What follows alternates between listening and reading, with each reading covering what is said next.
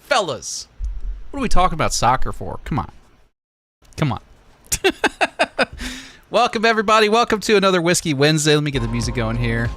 Let me know if you guys can't hear that or it's too loud or whatever. As per usual, I hope you guys can hear me okay coming through on the microphone.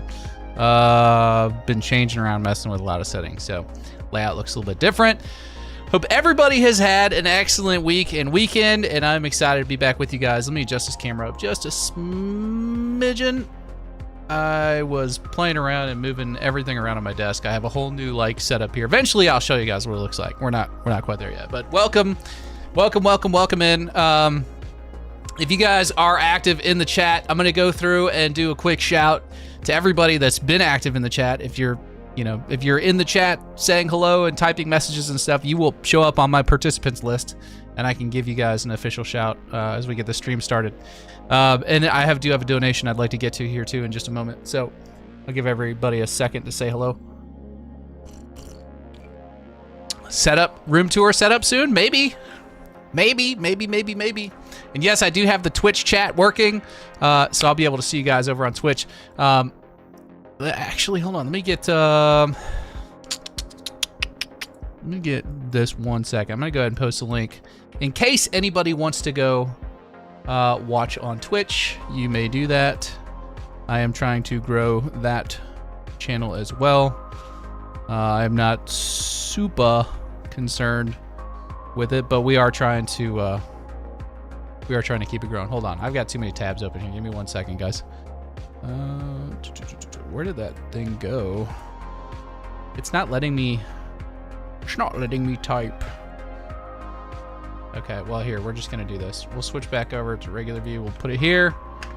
All right, there it is. If you guys want to watch on Twitch, you can click that link I just posted there. That'll take you over to the Twitch channel. Just make sure you follow me on Twitch over there so you get notified. If you'd rather watch on Twitch, because I'm trying to go live on both now whenever we go live, especially for Whiskey Wednesday. So if you're new here for Whiskey Wednesdays, buckle up. It can get a little wild, especially the later we go into the stream. It's always a lot of fun. This is my favorite stream that I do. I have not been consistent about doing my Monday or Tuesday or Friday streams, but hopefully as we get more news, I've been trying to just focus extra on putting out videos for you guys. So I hope you guys have been enjoying those. So let me go ahead and do some shouts real quick, see who all is here. I'm gonna run through the list. See a lot of green in the chat. Always like seeing that. Lots of members hanging out. I do appreciate you guys. Thank you for being members. We've got 6-star only, Blinker Fluid, Brandon Chips, Bryce Hernandez, Cat Lover, Cha, Chino King, Chili, Dano, Dominic, Ratatouille. I think I said that right. Equalizer's here. What's good, man? Game Dude, Graham the Cracker, Grim Adam, HCL Psycho. Welcome back. Glad you could make it, brother. Hermione's Heine. That's a funny name. J222, James Badaszewski, Javik, Joe Mama's here, Joshua Hawkins, Casey Soko, Kemsley Moore, Crupt Viper, Kyle Laporte, Lazy Gun Guy, Luke Devon, Marcus J. I'm seeing a lot of gold badges. I love that. I absolutely love that. Max Franco is here. My brother from another mother. Actually, one of my childhood friends. What's up, dude?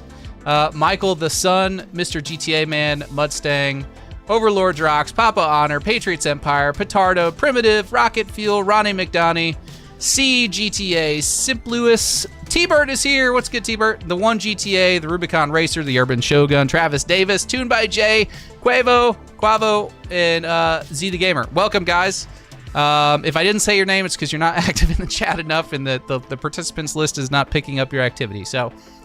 Or you just got here, and I missed you because I think it goes alphabetical. So, welcome, fellas, ladies and gentlemen. I hope, like I said, everybody has had a good weekend. We got a lot to get into.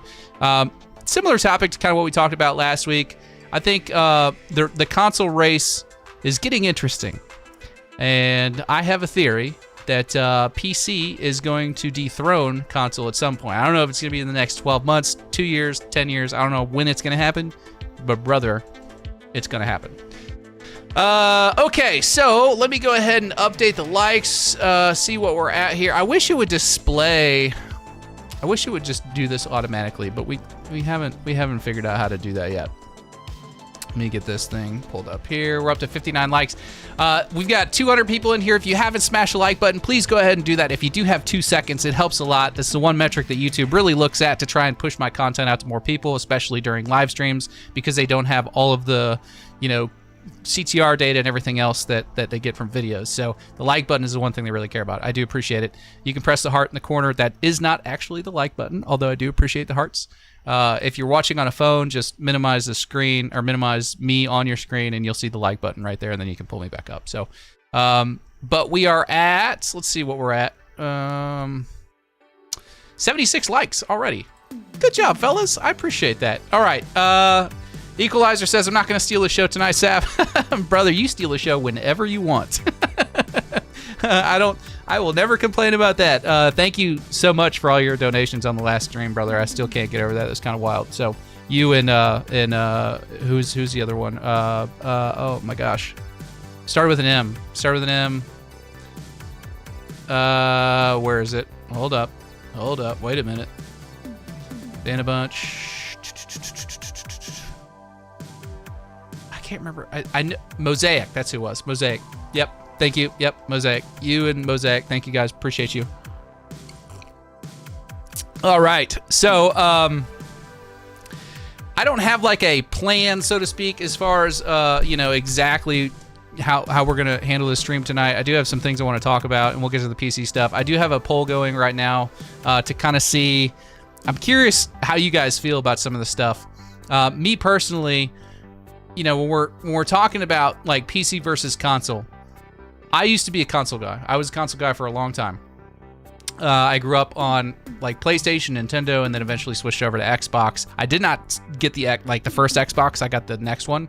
And I played on that for a really, really long time until I got my first PC. I did have a couple of PlayStations in there. I think I had a PS4 for a while. But eventually I switched over to PC. When I did, my life improved significantly. A lot of you guys know how I feel about PC. I did see a lot of comments about people saying like PC's too complicated. I don't want to mess with it. Blah blah blah blah. What I'll say is, I think you're overly worried about it. It's really not as complicated as it looks. Like once you get everything set up, like you're good to go. So if that's what's holding you back and it's not like a monetary thing, don't let that be the thing that stops you. I promise you, 9 out of 10 people that switch over to PC will have a positive experience. Equalizer just said PC's a lot more simple than you think. I couldn't agree more. So, not here to sell PCs or anything like that. I don't get any sort of commissions from anybody. I'm just a avid PC gamer. I love PC gaming. I think there's a lot more variety as far as like games you can play and things you can do. You have a lot more control over the quality of the experience that you're having. It's just better all around, in my opinion. And because consoles are getting more and more expensive, I mean, we're knocking on the door of $1,000 for a console, guys. I mean, that's a $1,000 piece of equipment for you to set on your coffee table while you sit on the couch. I mean, you can get a nice PC, hook it up to your television, and sit on the couch and play with a controller. For those of you that didn't know that, you can do that.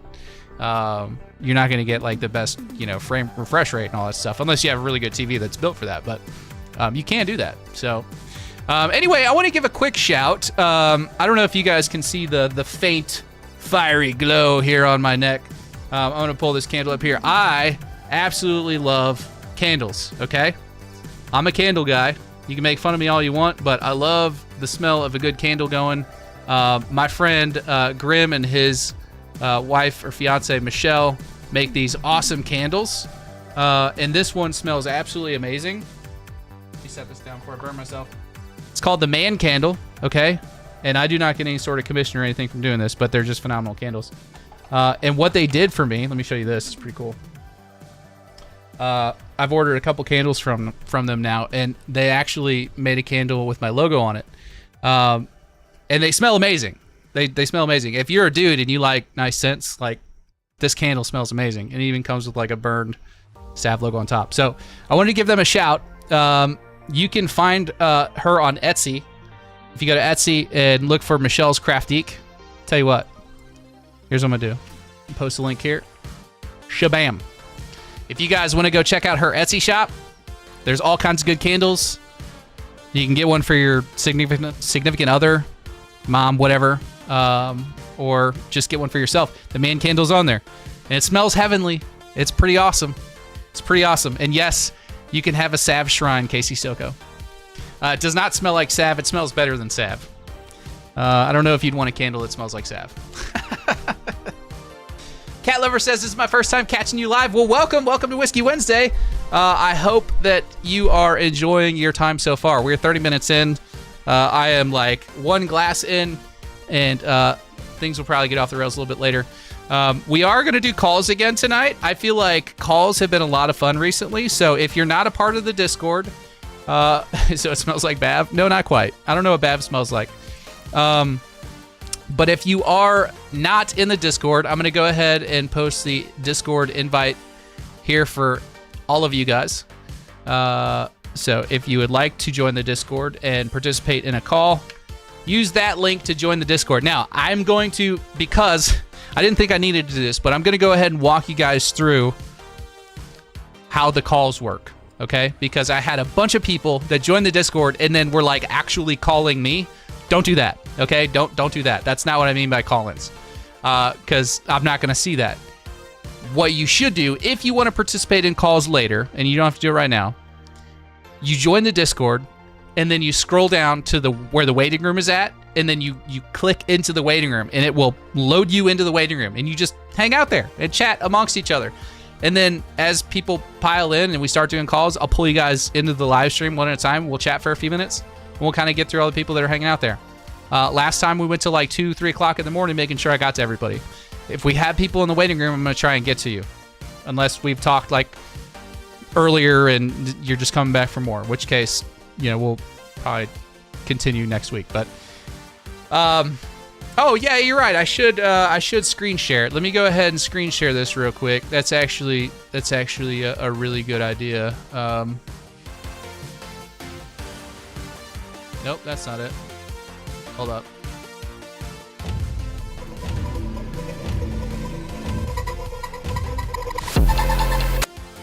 My bad. Hold on. We're having technical difficulties here. I want to go to this. You know what? Here's what we're going to do. We're just going to go here. We're just going to scroll down to display capture.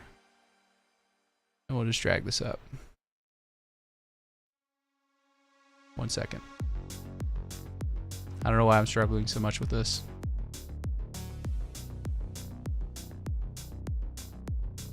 Why is that? Okay, there we go. You guys can see that now, right?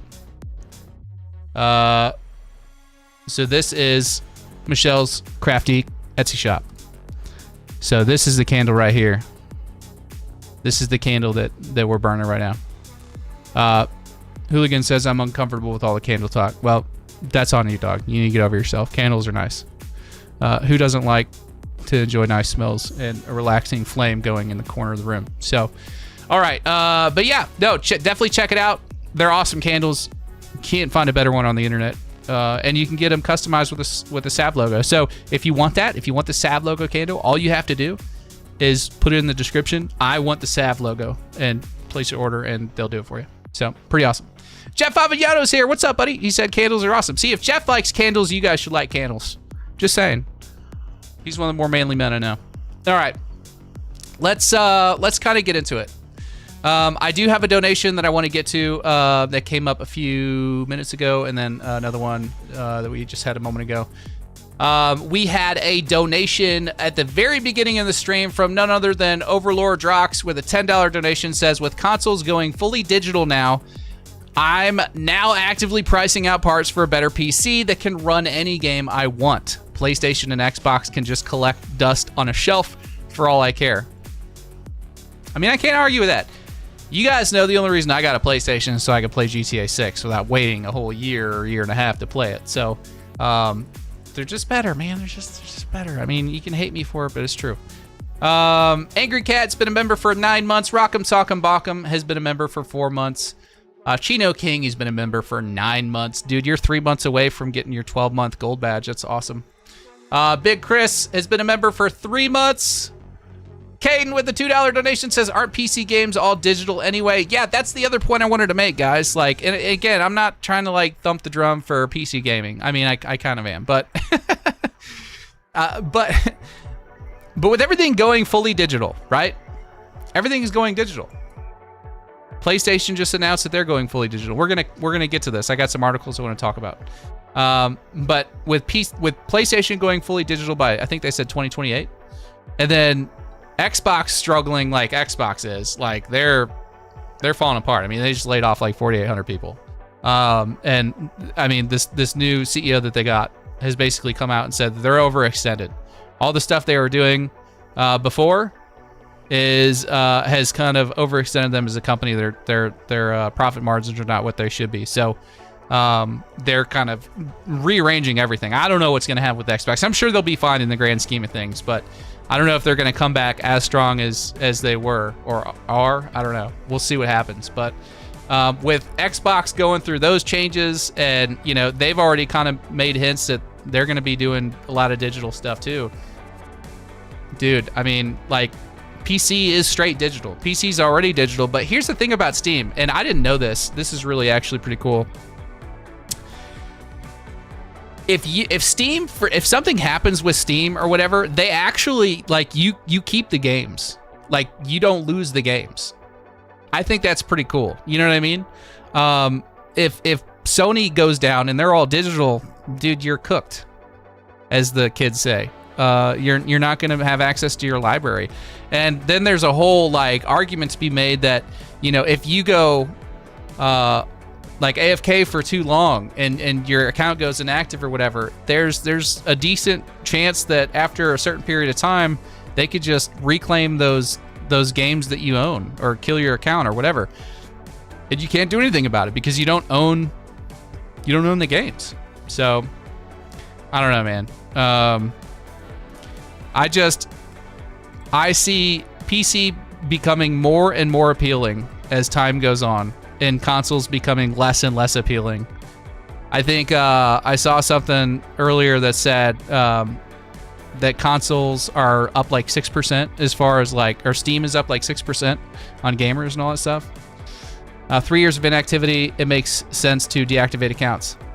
Yeah, but that's the thing, Chili. Like, it may make sense to deactivate the account, and that's fine. You can deactivate the account, but because your account is associated with those games, because they're all digital now, you lose those games. Whereas Steam, you can be inactive for as long as you want, and then come back, you still have those games. You still own them. You just re-download them. You know what I mean?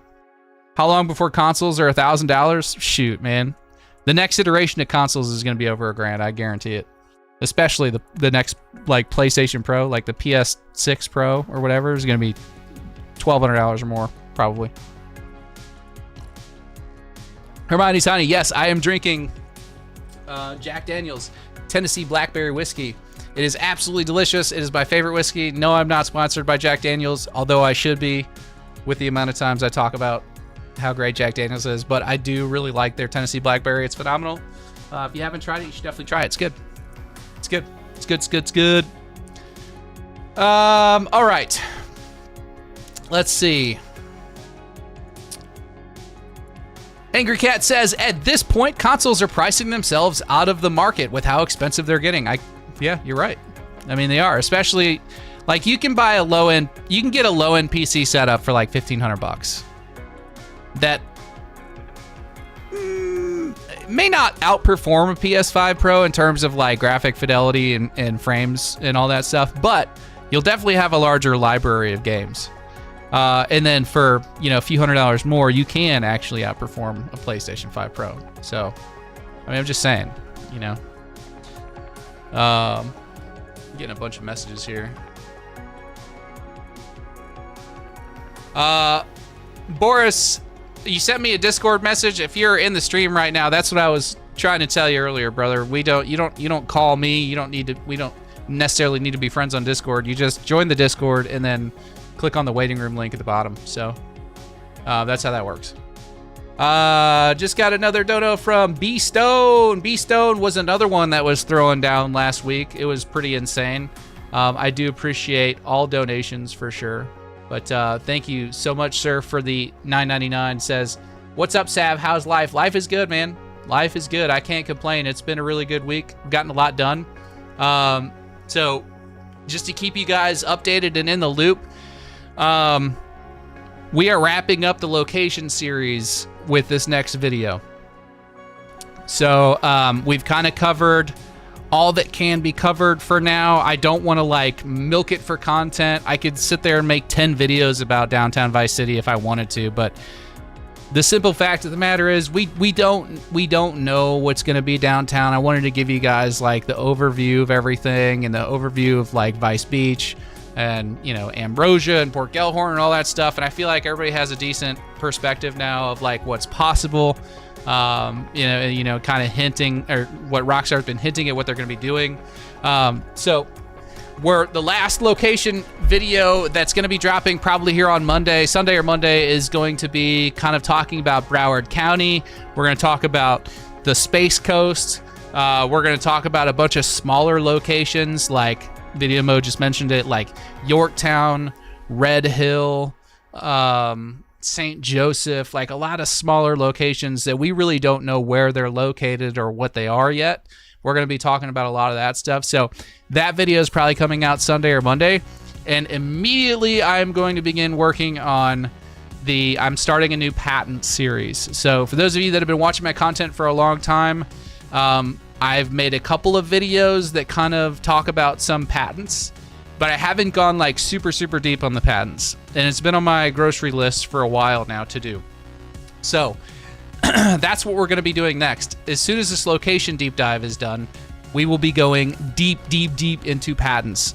Not just like what these patents are, but why Rockstar has, you know, sort of developed these new technologies, what problems they solve, and what is possible with these patents if they decide to like branch out and do other things with it. So I've already finished the script for the first video, and it's really interesting. It's there's a lot of really good stuff in there, stuff that I didn't know when I was, you know, doing research on this. So it's pretty interesting, man. I mean, the thing with Rockstar is like a lot of these patents, what I've found is that when they patent a certain technology, they're going to give you a reason or make it sort of obvious like what that patent is for, but that doesn't mean that it can't do other things as well.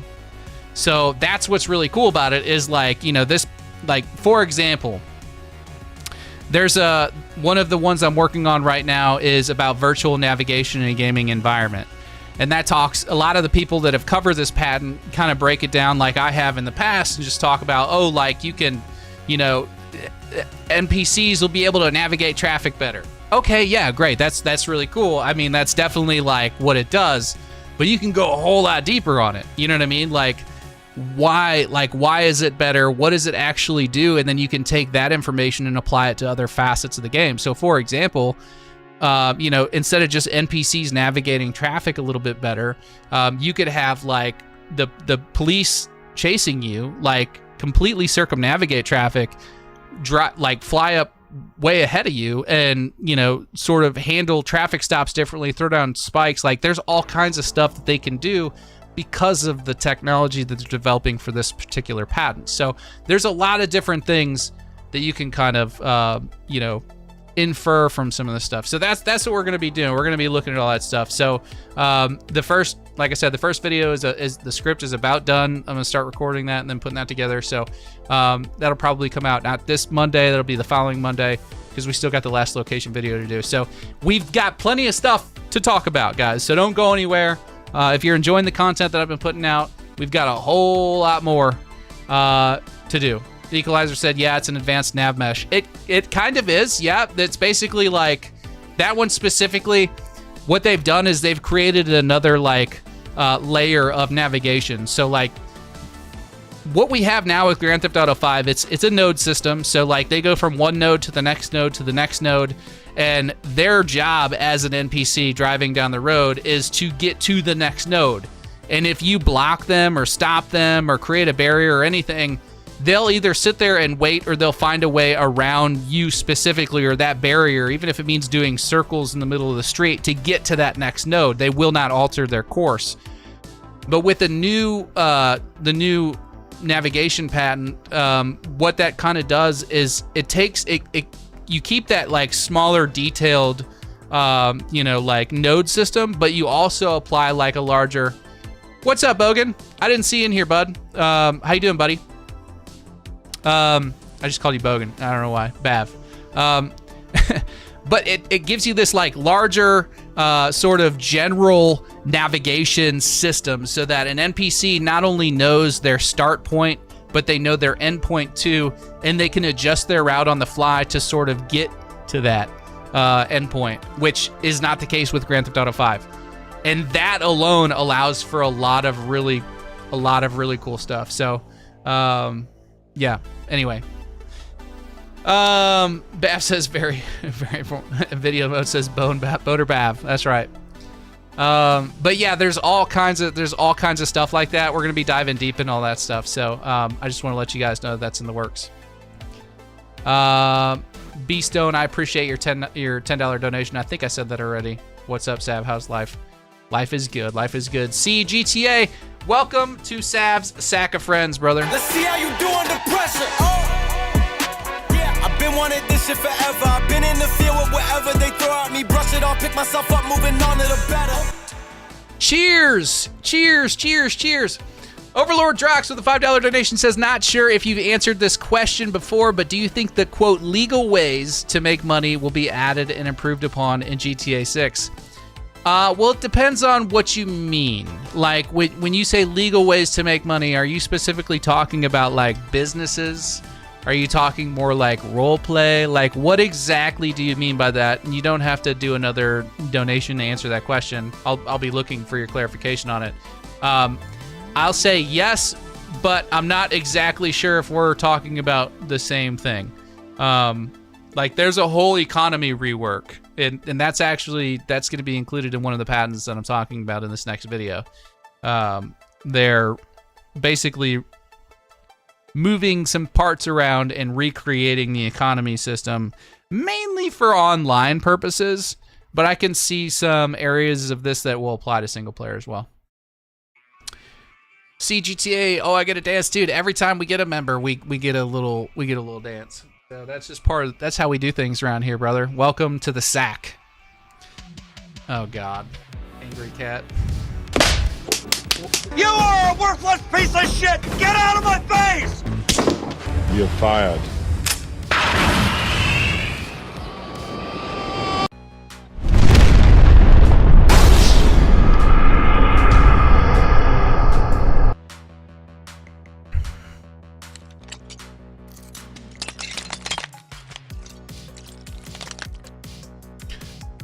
Not a fan. Not a fan. Big Chris, when did you were already a member, weren't you? When did you just become a member again? Tom's GTA Center, what's up, big dog? How are you? Oh, Angry Cat, you just played yourself, brother. We'd love to have a list of GTA creators you trust. So much slop out there. I enjoy Bav's content. Anybody on 6Hub? If you're not familiar with 6Hub, you need to go check out 6Hub. We got a lot of great creators on 6Hub. Glad to be in the sack. Well, we're glad to have you in the sack, Seed. We're glad to have you. Bav is great. Rob over at Vinewood Public Access is great. TGG is great. Lankman Dan is great. Let's see. You got Project Vice. Let me just pull up. I'll just pull up the creators right now. Bobby's Board, Bucketchers, Captain Glack, Dandy Andy, Grid, Jetro, Lankman Dan. You can follow Game Roll on Twitter. He's pretty good too. MCT, Project Vice, Salco 505, Snarko, Vinewood Public Access, Bogan Bav, Cyber Gaming, Jeff Avignano, TGG, and Will MacDaddy. Those are all fantastic creators, and they're all on 6Hub. So you guys should definitely check them out. You should definitely check that out. Jeff, are you live right now? I think I saw on the GTA 6 creator tab that Jeff is live right now, and he came and popped into the live stream. That's funny. Tom GTA Center says, you're now my nighttime entertainment here in Germany while I'm rocking night shift. Cheers. Cheers, brother. I know you're working, so you probably can't drink, but cheers anyway. Anahuac is here too. What's up, Anahuac? That's another good social media influencer to follow if you want to stay up to date on X. And I think he makes YouTube videos too. Anahuac, you make YouTube videos, don't you?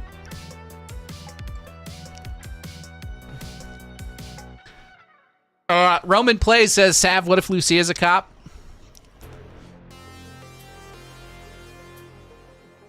No. Jake Billier, what's up?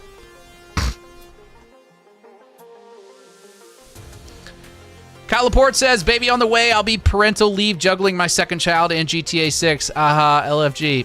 Brother, good luck to you. I've been through that twice. I have 2 kids, and I would not want to be juggling a newborn while trying to play GTA 6. But you know what? 'Tis what it is. Best of luck to you. Get Jeff in here on The Voice. Jeff may be busy right now. If Jeff wants to come in here and he happens to be watching right now, he's welcome. He's always welcome to pop in. He clicked on Jeff's live stream and is scheduled for a stream on May 9th. Oh, that's weird. Sam, do you think they'll utilize the arena? Will they have live events, music, or sports? I hope so. But I don't know for sure, man. I mean, in Grand Theft Auto 4, we had like those comedy shows and stuff. I think it'd be a really good opportunity for Rockstar to like bring in some artists and do some mocap and things like that, and then put on some digital concerts in the game that people could like go to and hang out at. I think that'd be really cool. A great way to like introduce new music and new artists too that partner up, and a great way for Rockstar to get new artists without actually having to like pay a ton of money for the partnerships and stuff. You know what I mean? Angry Cat says Sav is a Fed. 100%. Nope, not quite. Kyle Laporte says, how old are you? I am 35. I am 35 years young. Mancheetah says, very glad console is dying. It's been a cesspool of anti-consumer slop for over 10 years at this point. Everyone is better off learning how to navigate a computer. It is a skill lost by Gen Z Alpha. I don't disagree with anything you said, man. I really hate to say it, but I don't. Console slop. Hashtag console slop. See if we can get that trending on Twitter. It'd be cool if GTA 6 Sabrina Carpenter in-game concert. I don't know if I'd go to a Sabrina Carpenter concert, but I don't know. There's a lot of different concerts I'd probably go check out.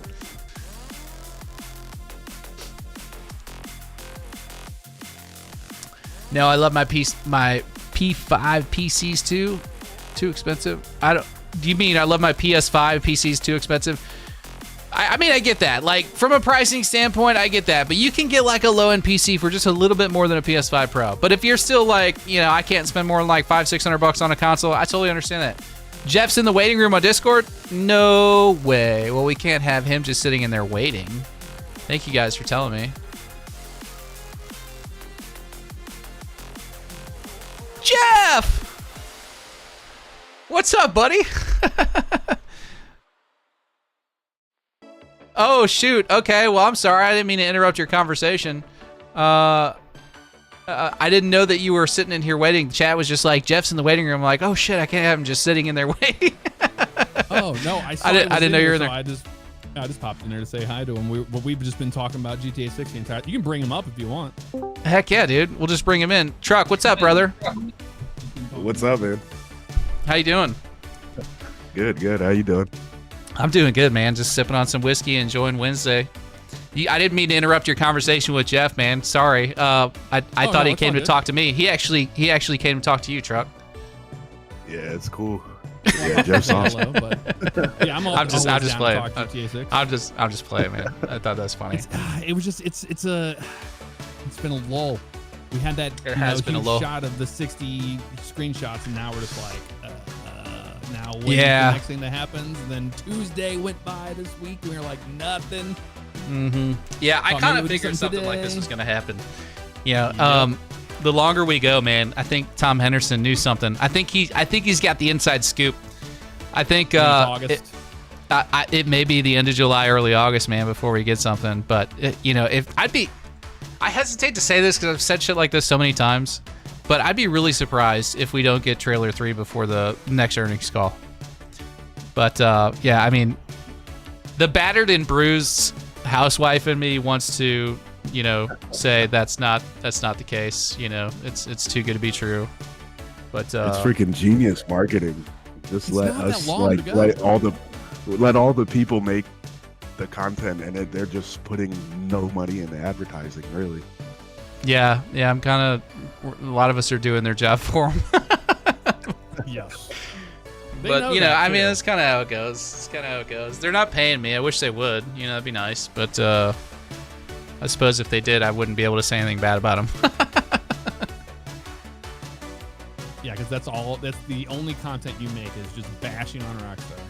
Yeah, I know. I'm the biggest Rockstar hater, man. Everybody knows it too. You're the biggest hater and the biggest shill at the same time. How do you do it? I don't know. It's a difficult world to try and navigate, man, but I manage. Did you like talking to Roy Donk last week? Roy Donk? Yeah. Why is that? Maybe I was too intoxicated to remember that name. I called in as Roy Donk. Oh. Okay, yes. Sorry. Yes, I was pretty hammered by the end of that stream last week, so that was pretty good. Yeah, that was great. No, I do remember that. He was really upset about the physical disc thing. He was very upset about it, but I feel like I consoled him enough, and maybe how's he doing? Is he all right? He's recovering. That's good. That's really good. We got our AC back on in the house, so all's well. That's good. You and Cannon are both having AC problems, and then his water heater went out yesterday.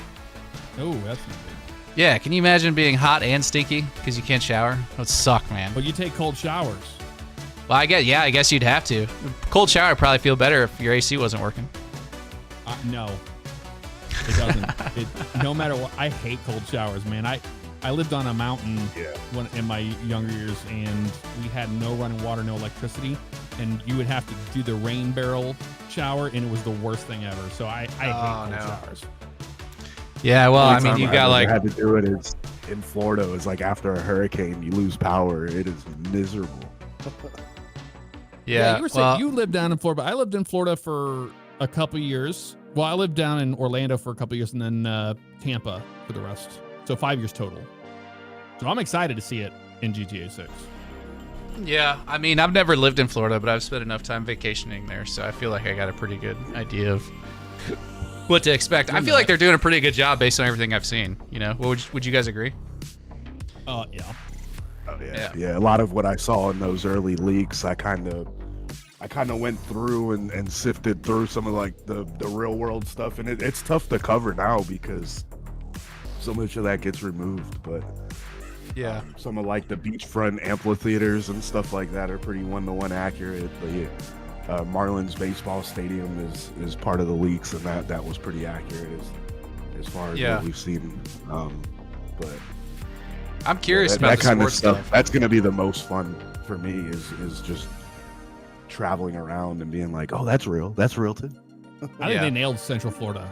Like the biome, it looks like Central Florida. That shot of the off-road Mustang where the tower that no one knows what that is in the background. That one, that looks like Central Florida. Yeah. Well, if they truly did nail Central Florida, there will be horses in this game, right? Oh yeah. So, I got to do a quick shout here. We got T-Girl Shitposter 69. What an awesome name that is. Just donated 5 gifted memberships. Tom GTA Center, Sushdi, the Dylan Player, Keanu Baltimore, Aaron Hardy. You guys were all just gifted memberships, courtesy of T-Girl Shitposter 69. What an awesome name. Let's get some W's in the chat. Hit you guys with a little welcome to the sack. Let's see how you do under pressure. Yeah, I've been wanting this shit forever. I've been in the field with whatever they throw at me. Brush it off, pick myself up, moving on to the better. Jeff, how much time have you spent looking into patents for GTA 6? I have gone over most of them. I have a good idea of most of them. Yeah. But as far as like the actual, you know what it's like to read those. They're very boring. Yes. It's which one? Have a Reader's Digest version of it. That's true. Or you could, what I did is I took the patents and I filtered it through like 3 different AI platforms to make sure I was getting a consistent answer. I basically said, hey, explain this to me like I'm 12 and I don't know anything about video games. And it did a pretty good job. Did a pretty good job. My favorite patent has to be the one where the AI lives are affected based on, like their moods are affected based on the weather, based on how you react to them. I think that's really cool. And the way they're doing traffic now, like traffic has a purpose, a flow, a reason to go from point A to point B. It's not just apparating in the world and driving in circles. Yeah, that's exactly right. Yep. I am really excited about that. That's actually one of the patents I'm covering in the first video in the series, but the virtual navigation and gaming environment patent. I'm also really excited about the tagging system, the one that everybody talks about as far as like AI generated interiors and the tagging system. A lot of people don't realize that applies to NPCs too. Right. Which is really cool. So, I mean, and that shows up. There's a lot of variety and all that. Apparently, I missed a super chat. Let me go back and look. Somebody said I missed a super chat. Emily AU with the 299 says, "Hey Sav, are you playing GTA 6 on a monitor or a TV?" I will be playing on a monitor because I will be streaming it basically and recording gameplay footage. So that's all set up right here at my desk. This TV over here in the corner, I could technically play it on, and I may do that when I'm not streaming it or whatever. But you know, just for recording content and all that, I gotta have it hooked up to the PC. So that's the plan. T-Girl Ship Poster has been a member for 2 months. Says it's not 500 gifted subs, but you rock. Happy Wednesday. Happy Wednesday to you. And I love every single one of those 5 gifted subs. So thank you. I appreciate it. That's the one I'm excited about. I like the tagging one. But yeah, it's interesting, man. I wonder like how many of those patents will actually apply to the game. You know what I mean? And then here's the other thing too. This is what trips me up. How many patents do you think they developed for, or how many different technologies or plans do you think they had for GTA 5 that they didn't get to implement and they didn't apply to Red Dead Redemption because it's a different type of game that they've just been sort of like waiting in the wings to implement for GTA 6? Probably the water system. You think the water system? Yeah. How they're going to do that. Yeah. A lot of that, and maybe, and probably even the wind, or like the whole dynamic weather system.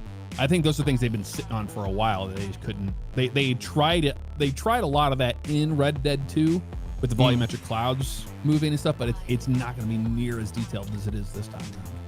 Yeah. Well, yeah, you made me painfully aware of that. Like, just the... I was like, dude, I was like not even remotely paying attention to the weather until you popped in and told me about that day. And I'm like, holy crap, that literally blew my mind. If you guys haven't seen it, you absolutely need to go watch the Port Gellhorn video. At the very end of the Port Gellhorn video, Jeff was kind enough to hop on and explain the weather system. And he's got quite the background of storm chasing in the Midwest. I'm from the Midwest. You have to kind of have a basic understanding of storms up there, but Jeff takes it a step further. He's like a regular meteorologist, brother. So definitely not a meteorologist, it's a storm chaser. There's a difference there. Yeah, I find a lot of atmospherics and doing the weather balloon stuff extremely boring to me. So I got the weather aspect.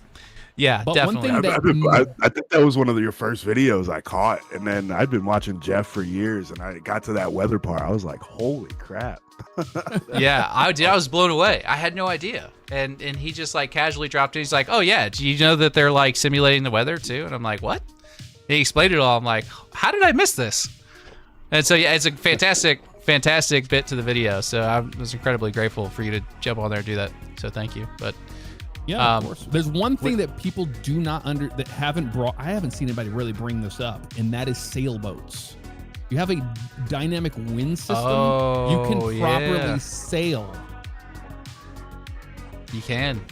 Yeah. You know, and that makes sense because isn't there's a city down there, or is it the yachting? I want to say like either Fort Lauderdale or one of those cities down there in Florida is like known for either yachting or sailing or speedboats or something. But I feel like sailing was like really big in one of those cities. I can't remember exactly what it was. Oh snap! Got some gifted memberships I got to get to here real quick. let's see. Let me scroll down here a little bit. Where'd it go? T-Girl ship poster. Oh no, that was the one earlier. The real Mudget sent. Dude, I don't know what it is about Mudget. If it's just like so close to a midget, it's just funny. I don't know. But that's a really funny name. Sent 10 gifted memberships. Boss Trex, Nibiru 4000, JDK, Debin Boo, Wacko, King Joe MX, Dominic Fair, Dylan Moody, Mr. Ader, T Cena 503 JBS, you guys, and Nick Lowe. You guys were all gifted memberships, courtesy of the real Mudget. And then right after that, and I'll come back to this question here in just a second, Tom's GTA Center. But right after that, we got a $10 dono from Wolfine, the longest running member on the channel. Thank you, brother. I appreciate the $10. He's asking you guys how it's going, so let him know. And then PlayStation game, wood chipper for pedos. Oh God. Reading that in real time and processing what that says. With a $10 donation, says PlayStation playing games we can GameStop them. Hear me out, boys. Start buying those shares so we gamers own the majority, I guess you're trying to say. I don't exactly understand what you're saying there. I feel PlayStation playing games we can GameStop them. I'm not really fully understanding what you're trying to say there. Maybe somebody else can explain it a little bit better. But thank you for the $10. I appreciate you. I think you're talking about owning shares of GameStop maybe. Then Wolfine with a 10 gifted memberships as well. So Astrolore, GD, Crypto Legend, KKS 1714, Shadow the Wolf, Kelly Schroth, Tanman 03E, Takis, Cam 0933, Casual Peanut, and Wall Spence Edman. You guys were all gifted memberships courtesy of Wolfine. So welcome to the sack, folks. Let's see how you do under pressure. Yeah, I've been wanting this shit forever. I've been in the field with whatever they throw at me. Brush it off, pick myself up, moving on to the better. Thank you guys. I appreciate that. I love all the support. Thank you guys a lot. We've had a huge influx of members here lately. Like you can see the membership border at the top of the screen. That is not live, by the way. I have to update that before every stream. So if you just became a member, your name's not going to show up there yet. But we've had a huge influx of members, mainly thanks to Equinox and what was the other one? Mosaic. Those guys were insane last stream. But anyway, sorry, I didn't mean to cut you guys off what you were saying. But no, you're fine. No if I don't get to those right away, I will 100% forget that they exist, and then I'll feel trust awful. me, dude. I know how it goes. Yeah, I wish people I wish people could understand like how stressful it is to try and like keep a stream going and like not forget about donations and hit the comments and make sure everybody feels heard and everything. It can get a little intense, but it's fun. I love it. I wouldn't trade it for anything. So, but yeah. So, Truck, my guy.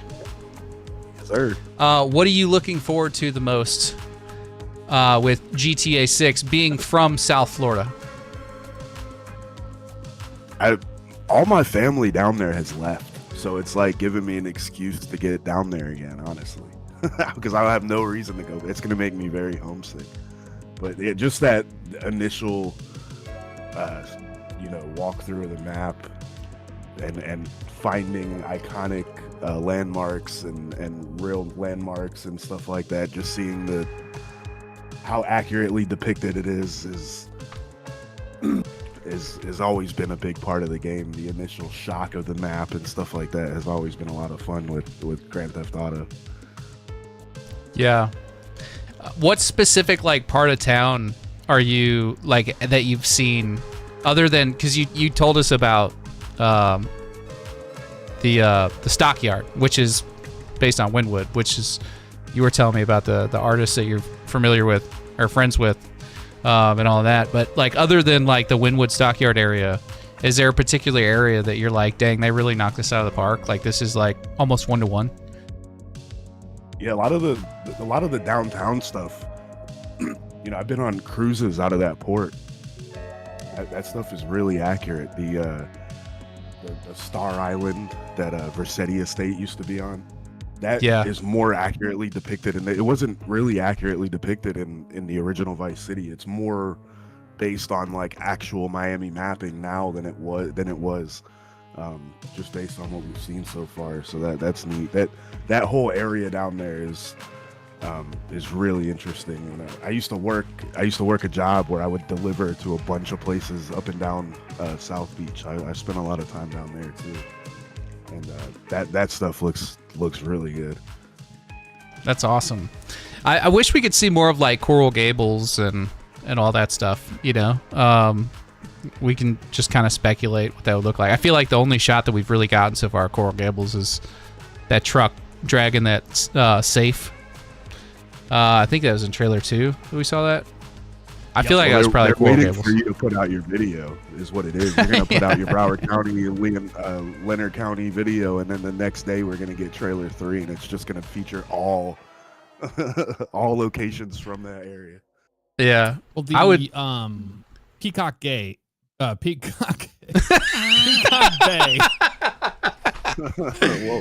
that's funny. Peacock Bay, which is based on Coconut Grove, down there. Yeah. That is where that truck safe spot was. Okay, so Peacock Bay. I got you. Yeah, down south. Yeah. Yeah, it's definitely in that like southern area south of Tequesta. Is that how you say it? Tequesta? Or I think it's Tequesta. Yeah. Tequesta? Okay. I'm an idiot, dude. I tell people this. Tequesta. He always says things wrong on purpose. For rage bait. Dude, it's funny. Like, you know how you can filter comments in your studio app by like most recent or like most relevant or whatever. I always leave it on most relevant, and I didn't realize you could filter it. I went to go filter it by like most recent, and I had like a string of just like hateful ass comments like I was reading in a row. It was like 10 or 15 comments that were just like just mean. Like this one dude, it actually kind of made me laugh. It was that I spent 1,000 hours researching GTA 6 video that I did just recently. He's like, yeah, you definitely didn't spend 1,000 hours exercising. Oh my God. I was like, damn, that hurts a little bit. But it's kind of funny. So, but yeah, dude, people can be like, I used to get so bothered by what people would say in the comments. Now I've taught myself to just laugh about it, and not get upset. But yeah, people are I thought that was kind of funny. In the mirror. That's it. That's true. It's true, man. And the other thing too is like the overwhelming majority of the community is just nothing but like really nice people that are enjoying the content. So it's like less than like I feel like 1%, but they're usually loud and obnoxious in the comments. You know, there's probably for every one person that's like ignorant wants to leave a mean comment, there's like 10 people that enjoyed your video that aren't going to comment. So, oh yeah, of course. Yeah, it is what it is, but it's part of the game. Wood Chipper for Betos for another $5 donation. I really like that name actually. PlayStation CEO just dumped stocks. Roaring Kitty short on GameStop. I don't know what is Roaring Kitty. I know it's short on GameStop. Is Roaring Kitty? Wait, is that? Does that have something to do with that documentary about those guys shorting the GameStop stock? Is that what Roaring Kitty is? Maybe. Do you guys know? No. Okay. I find that's interesting though. So I don't know. If the PlayStation CEO just dumped stocks, I mean, wouldn't surprise me. They're having a rough week. I don't know. Mm-hmm. Yeah, I mean, I've been saying this for a while. Sony is very anti-consumer. I figured this out immediately upon purchasing a PlayStation. I had this thing. I bought it, hooked it up to my TV. I was looking through the marketplace, whatever you call the Sony marketplace, I was looking for college football, the newest college football game. Mm-hmm. And I saw 2 college football games. I was kind of stupid. I wasn't paying attention to the dates on the games. I just saw that one was more expensive, and I just figured that was the newest one, right? So I bought that one, downloaded it. I opened it for like 2 seconds, realized it wasn't the right one, closed it back down, and then tried to like get a refund for it. They're like, oh, no, because you opened it, you're stuck with it now. No. And I'm like, what? Really? No. Surely this has got to be some kind of mistake. And they're like, no, you opened it, it's yours. Like, they're like, you can... I did that with a PS4 version instead of a PS5 version of a game. And I was so pissed. Yeah, it's wild, man. It's like, they must be really, like, greedy You know, like I'm so used to Steam. Like, and people give me such a hard time for being a PC fanboy. But dude, like, you can play a game for 2 hours and then return it on Steam, no questions asked, and get a full refund for the game. You know what I mean? It's just like it's so apples and oranges. It's so different. You know, PlayStation's very anti-consumer. Sony's very anti-consumer. And you know, I only feel have like a console just for GTA 6. That's it. Same. I wouldn't even have one today. There's no way. Yeah. Well, and I was mad that I had to get it. I was mad I had to get it in the first place. You know. I don't know. I'm mostly a console gamer, but nostalgia I get. Like, I grew up on PlayStation, so I've just always been a fan of them, and I've had the other stuff. I feel the same way though about Nintendo. Like, I don't see anybody more anti-consumer than Nintendo. Oh yeah, they're well, Sony give them a run for their money.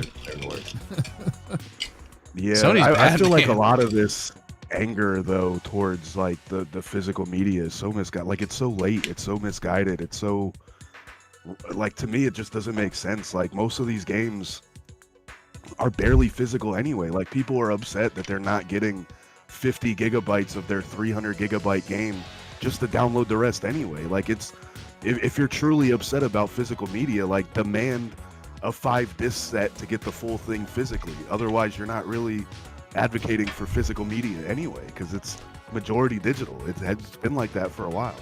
Well, we did it to ourselves. 15 discs for GTA 6. Yeah. Get my 15 discs together so I can install this game.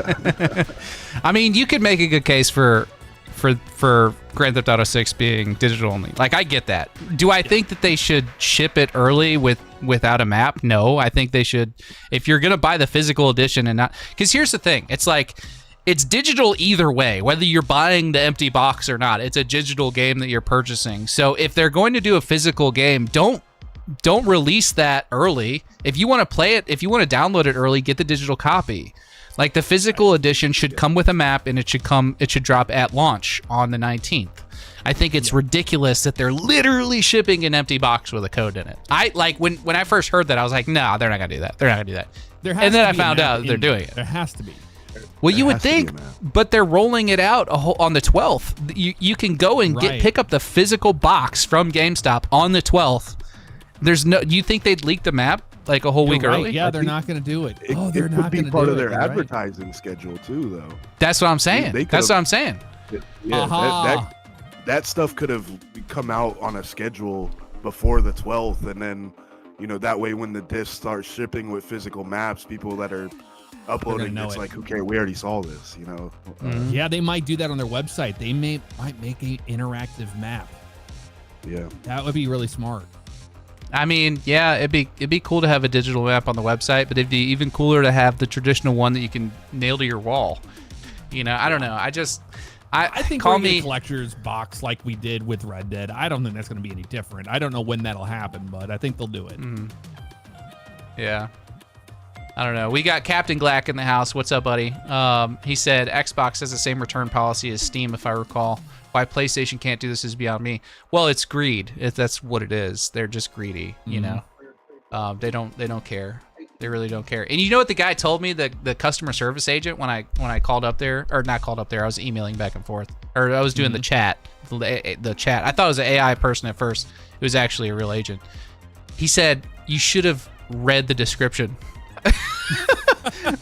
Which is fair, okay? True, it's fair. Not great customer service, not great consumer, you know, friendliness, but yeah, fair. But yeah, that's what he told me. He's like, yeah, you should have read the description. Sorry, Hoss, it's yours. I'm like, okay. Well, before I go, what me and Truck were talking about was the weapon system. And I'll let Truck talk more about that, but that's what we were discussing. But the weapon system and how in depth it's going to be with the, you know, the duffel bags and all that, versus how we saw that kind of working in Red Dead Redemption 2. I agree with him as like we need like a middle ground, an easier way to navigate that. I don't know if it works as well as it did in a Wild West situation. I don't know, but you can speak more on that.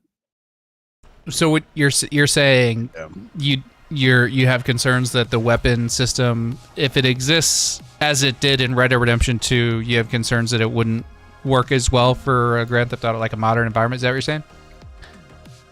Yeah, the Grand Theft Auto has always just had that history of it being that arcade style. You know, you have 50 guns in your pocket at any point you want them. That's just always been like a unique feature of the game. The weapons tier cheat codes back in the day. Yeah, like it's that kind of introduced it, right? Because you had 3 different weapons tiers, and you couldn't have multiples of the same kind of category within those weapons tiers. Like it would replace the other ones. So it's kind of flirting with that a little bit, but I'm not a huge fan of like the Red Dead. It makes sense, right? Because you're in an environment where guns might not be as prevalent. Like you're in an environment where less guns are more likely. But Grand Theft Auto, to me, it just feels like maybe they should give you that option, maybe a toggle switch in the menu where you can have your classic arcade GTA style armory, or, you know, use and take advantage of like their trunk system, duffel bag storage, and all that sort of thing. Yeah.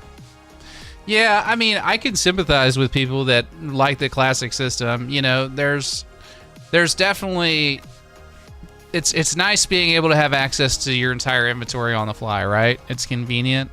If I'm being honest, I prefer the Red Dead Redemption 2 style. I just feel like it's more immersive and more realistic, and I like role playing that, you know. And there's something weird about pulling a rocket launcher out of your trousers. You know what I mean? But like having an AK-47 on your shoulder, and then, you know, you got like a handgun tucked in your waistband or something like that. That's immersive and realistic to me. I like that, like me personally, and I understand not everybody does. But I don't know. I feel like a lot of the moves that Rockstar is making is leaning into the realism and the immersion. Now, I don't think they're going to go so far overboard that we like have GTA 4 2.0 where with like the driving physics and all that. But I do think that as a whole, they're leaning more towards that Red Dead Redemption 2 style of gameplay than they are like Grand Theft Auto 5. Yeah, and I like the Red Dead Redemption 2 thing as well. I see it from both angles, but what we were discussing was how it's going to be when you have to put your weapons in a storage facility.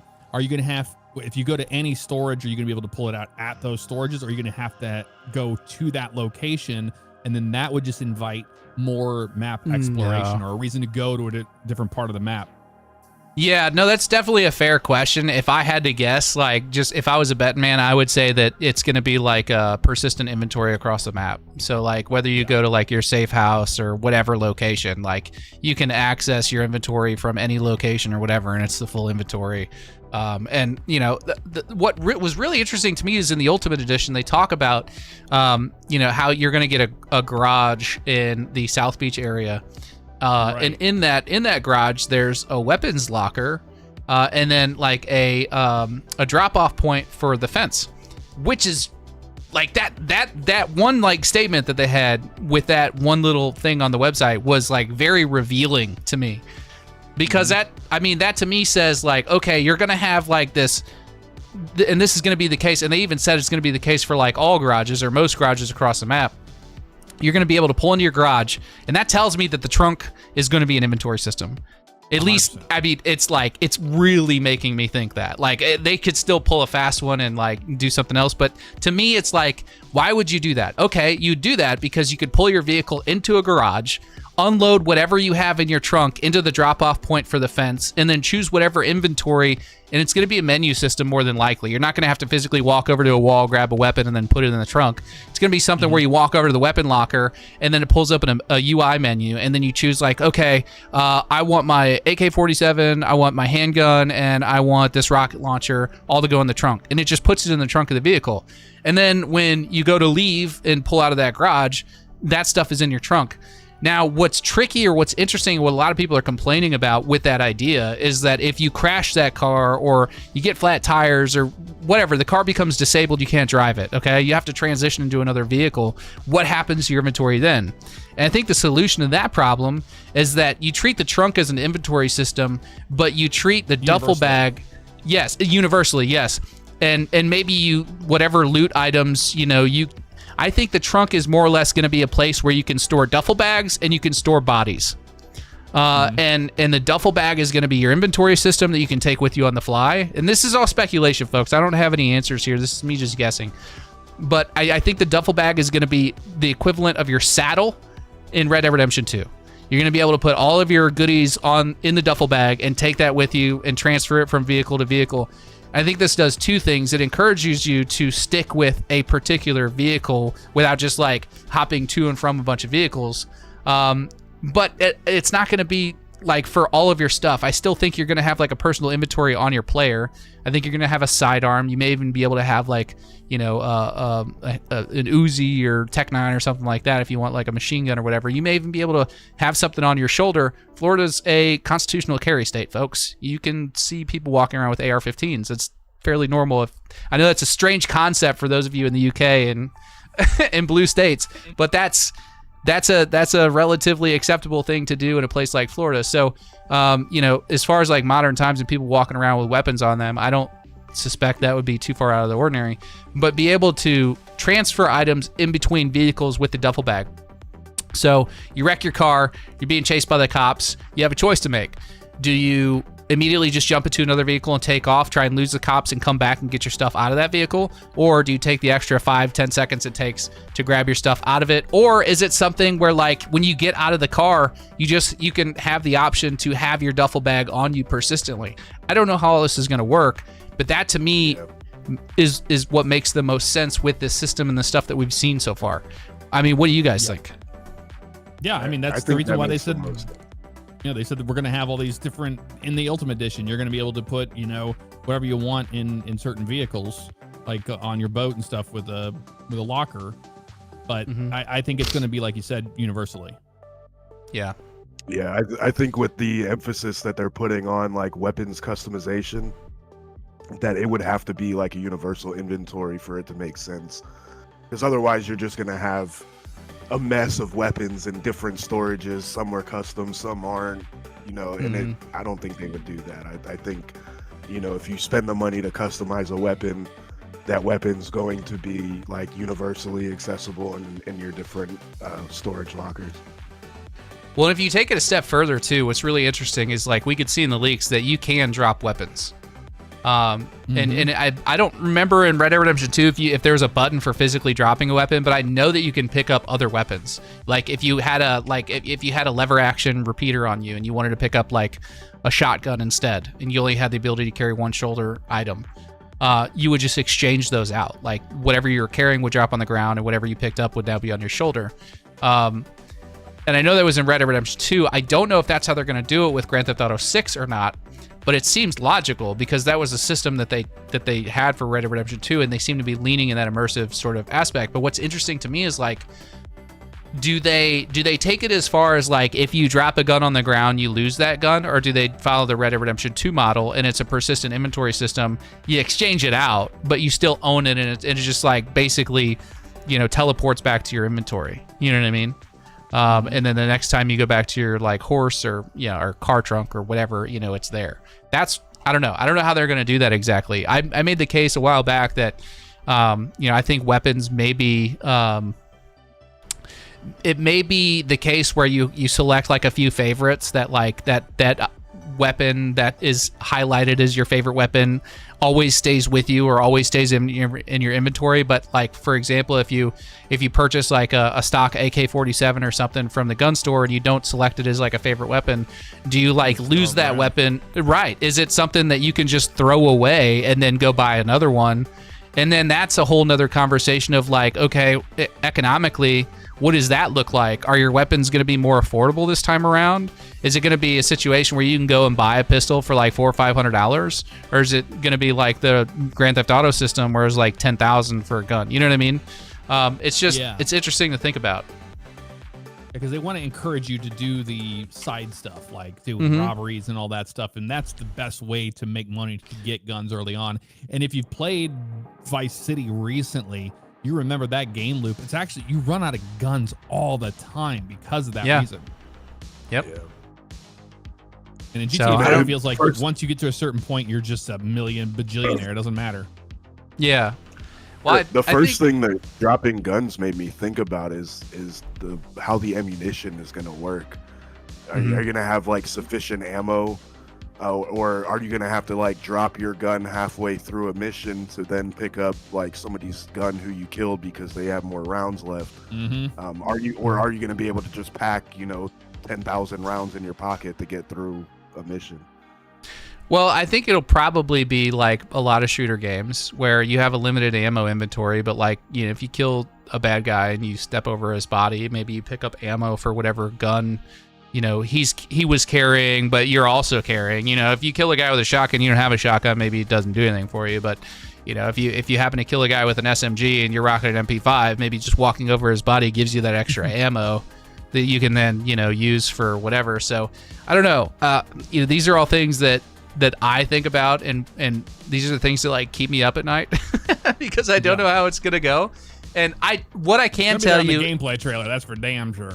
Oh, of course, yeah. We'll know more, in the gameplay trailers when they roll out in like September, October, whenever that happens. But yeah, I mean, it's like logically, the safest guess, the safest bet is to say, when in doubt, lean towards Red Dead Redemption 2, but remember it's a Grand Theft Auto game. And that should answer most of your questions. You know what I mean? And with the trunks, like you said before, you're going to have a place for bodies. Do you think they're going to go with that system where you need to hide a body to escape, the police for a crime that you just committed, like murder? I don't know that there will be like if they see it, they call it in. But if you hide it, like if you stealth knock somebody out and you move them, I wonder if they're going to have that in there, because I don't even know. Even with the leaks, like we've seen them pulling people and all that, but we don't know a whole lot about what they're doing with that. It's true. I mean, and all we've seen is that one leaked clip where the character is carrying another NPC, and it looked like an NPC carrying an NPC. It didn't look like Jason or Lucia. Yeah. Which I thought was interesting, but I would love to sit here and say I think for sure you're going to be able to like hide bodies and trunks and things like that. I would think like if Rockstar gave us a way to interact with bodies aside from just being able to pick them up and drop them random places, I would think that they're going to let us put them in trunks, because like they had a similar mechanic with Red Dead Redemption 2 by throwing the body on the back of the horse and teleporting, or not teleporting, but driving them or riding back to the to turn in the bounty or whatever it was. And we know that we're going to be able to zip tie and all that stuff, which is very similar to the hog tie thing in Red Dead Redemption 2. So, these are all things that we can kind of infer based on the leaks and the screenshots and the information we've gotten from the website and the trailers and all these things. But at the end of the day, like anything can happen between now and launch. I think Rockstar, when given the choice, they're going to give you more gameplay features than less. And it's really hard to create an experience like they did with Red Dead Redemption 2 and then take away a lot of those gameplay mechanics that people really enjoyed and are kind of expecting now because the technology is there for them to do it. So I'd be really kind of surprised if there wasn't. Now, I don't know if it's going to be like Hitman style where you can like hide a body in a cupboard or a trash can or something like that, but I definitely think we'll be able to pick up NPCs, carry them around, and maybe even throw them in the trunk. The biggest one is, do you think Prone was actually cut, or do you think that's still just a rumor? Dude, I don't think it was. I mean, a lot of people look at the leaks and they're usually looking at the one where it's definitely a cutscene. It's Jason like crawling through like a barn or something, and you can see him like reach out and move like a bucket and then keep crawling forward. Like that's a telltale sign that that's a cutscene. It's not him actually doing that. There's no way that they would have all that mocap stuff figured out, for crawling, or maybe they do and they're just going to blow me away. But to me, that feels like a cutscene. The actual footage of him crawling, he's standing in between, I think, 2 shipping containers or something, and they're going through a series of different controls, and there is one for Prone. I'm those games. I am too. Prone. I think it's going to be in there. I am too. I mean, it's been a long time coming. I mean, it makes no sense not to be able to go prone. there's a lot of reasons to be able to go prone in a game like this. That's just one of them, not to mention the stealth element or like sniping and things like that. I mean, prone just makes sense. It makes sense in a video game without the ability to go prone already feels weird as it is. But, a game like this where it's very easy for them to implement something like that, I 100% feel like it should be in the game. A lot of those leaks where, and a lot of them came from like Game Roll or other people. What I tell everybody is like, when I mention leaks, those aren't the leaks I'm usually going off of. I'm going off of the leaks from 2022, the one where we have like actual information to go on. A lot of that is hearsay, and Rockstar compartmentalizes all of their information. They're going to give like one division that's working on animations, a certain type of information or, whatever. And then they're going to give another group that's maybe working on like landscapes a different set of information. That way they know that if a particular leak comes out, they at least know what team it came from, and then they can target that team and fire whoever was responsible. And I just know, based on conversations that I've had with certain sources and people that have quote unquote leaked certain things, that there's a certain lack of confidence in some of the things that they've been told, whether or not those things are true. Nobody knows, you know what I mean? So I don't know. I just feel like that would be an L move for Rockstar to take prone out of a game, which is why I'm leaning more towards like, I don't think that's true. But I don't know. It's hard to say, man. We won't know until November 19th. Or, if we get a gameplay trailer. All right, I'm going to get out of here. I'll let you guys get back to it, but thanks for having us. All right, buddy. Well, thanks for popping in. Whiskey Wednesday. I appreciate you, brother. Have a good one. Yep, anytime. See you, Truck. Later, man. See ya. Later. Hey, Truck, let me get to a couple of donos here real quick, and then we can keep chatting. Cool. Let's see. We got Wood Chipper for Pedos with another $10 dono. Says, if we buy up all those stocks, we as gamers can be a conglomerate shareholder, and then we will have a say in what PlayStation can do. If you buy up all like PlayStation stocks, maybe. I wouldn't buy any stock in GameStop, because if the industry trend keeps going the direction it's going, GameStops are going to start closing up shop here real soon. It's really hard to sell empty boxes with codes in them. You can go look at all the GameStop employees that have talked about, like, we expected 500 pre-orders and we maybe sold 5. That's not great for business if you're a GameStop or an EB Games, as you guys have them in Australia. Tom's GTA Center says, as soon as GTA 6 releases on PC, I'm switching to PC and selling the PS5. You and me both, brother. That will be the happiest day of my life when I can sell that console. Hopefully by then they have NCAA 2027 on the actual PC. That's the only game I care to play on console. Caden with the $2 donation says, things used to be so much simpler, man. That is very true, Caden. That is very, very true. I'm going to keep scrolling down here, make sure I didn't miss any other donos. Let's see.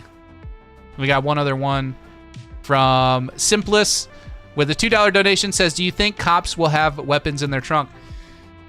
That's a good question. It's possible that they have, like, I think a lot of cops nowadays, like, I remember in the area that I grew up in, like, I was talking to a police officer. My dad was a retired police officer, and I was talking to this gentleman. He's like, oh yeah, we have state issued P90s. Like, I'm not kidding. He had a P90 in the trunk, and he showed it to me. And there are other officers that have like AR-15s and things like that.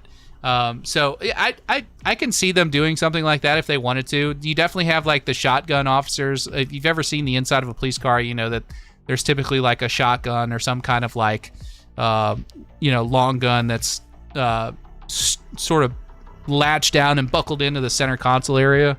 So I can see them continuing that sort of thing, but I don't know. It's hard to say. We'll see. I can tell you in the leaks from 2022, I did see a particular clip where, and this is probably, I would take this with a grain of salt, or at least understand that it's early development, but I did see like a kitted out sort of tactical looking officer jump out of the passenger seat of a regular looking squad car. I don't think that they're just riding around in the passenger seat. I think that is more or less what you're going to expect to see with like a 4 or 5 star, wanted level. And they're excuse me, they're probably going to roll up in their own, like, you know, blacked out SUVs similar to what you have in GTA 5. But I did find that a little bit interesting that there was like a kitted out tactical officer hopping out of a squad car. But again, that was from 4 years ago. So, anyway, I've been yapping. Is there anything you'd like to say, Truck? Yeah, I want to see some classic Vice City stuff come back. I was a big fan of the original. Classic Vice City stuff. What in particular would you like to see from Vice City? It'd be cool, just some like stuff we haven't seen since. The chainsaw as a weapon option. Yeah. Some characters, some of those iconic characters making a return. Yeah. Which we know they typically don't do that, but I mean we've got Phil Cassidy on the TV with both his arms. That's true. So it's like we've got Tommy Vercetti mentioned. That's true. Yeah, and those are both great points, man. Yeah. We need to be able to go into the Club Malibu and take out the village people with a chainsaw. It's overdue. I've had multiple conversations with people about this particular topic, including Bav. And Bav is like he is firmly in the camp of, they don't mix the universes. They don't mix the universes. You're not going to see this. This is the rule that they've established. They're going to follow this rule, and there's no breaking it. I'm a little more like, it's Rockstar's game. If they want to blur the lines of whatever rules they created, they could do whatever they want, you know? So I kind of look at it like, you know, we have had mention of the Vercetti estate, you know, maybe not Tommy Vercetti himself, other than the fact that, you know, they gave us that camo that's very Vercetti-esque. But they did mention the Vercetti estate, which means that, you know, we're like, I don't know if I want to say likely getting the Vercetti estate, but it's at least been mentioned, you know, in the Ultimate Edition stuff. So, like, I can see there being some iteration of the Vercetti estate in the game. It says that's where those Morgan revolvers come from. And then, like you said, Phil Cassidy appearing in the game with both of his arms. You know, to me, that's Rockstar flirting with breaking their rules. You know what I mean? So does that mean we could see certain characters return? Maybe.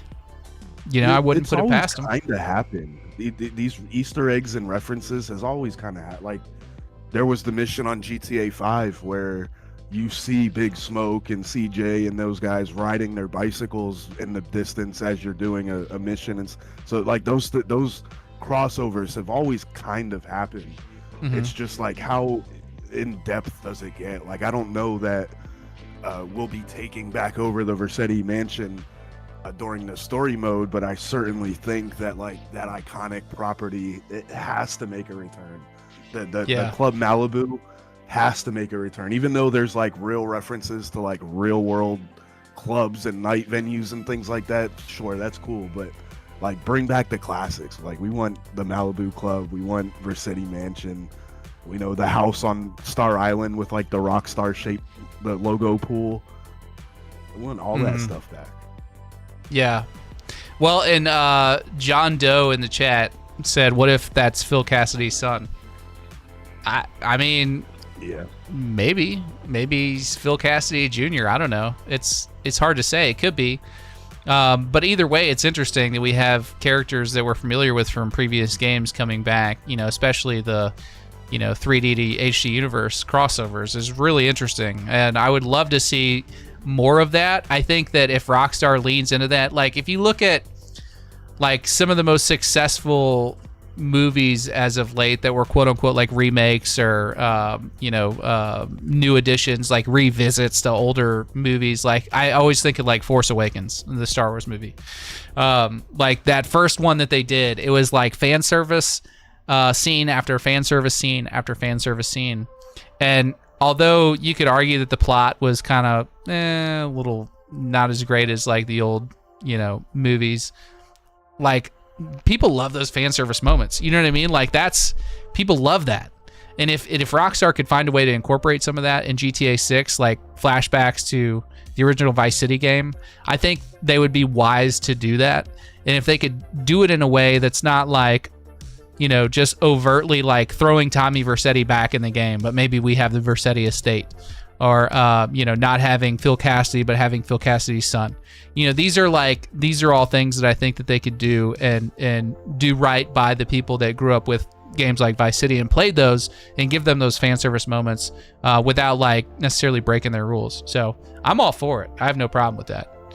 Brandon J. Campbell, thank you for the $4.99. Says, Sav, I loved your Miami history listen video. Is great. I'm glad you enjoyed that. I appreciate it. Thank you for the $5. Press One with another $5 donation says the PC versus PS5 debate gets a little old. Glad the conversation moved on. I can understand that. I feel like a lot of the people that are like PlayStation fans hate that conversation. The PC ones I feel like are all usually agreeing with me on that. But it is what it is. So anyway, Truck, was there anything else you wanted to kind of get to? We've got a few other people in the waiting room that I'd like to bring in at some point, but it's always good to have you in here since you're originally from the area and have a lot to add to the conversation. I know that the chat loves having you on. Yeah, one more thing about Jason being a cop. Mm-hmm. Oh. You are a worthless piece of shit! Get out of my face! You're fired.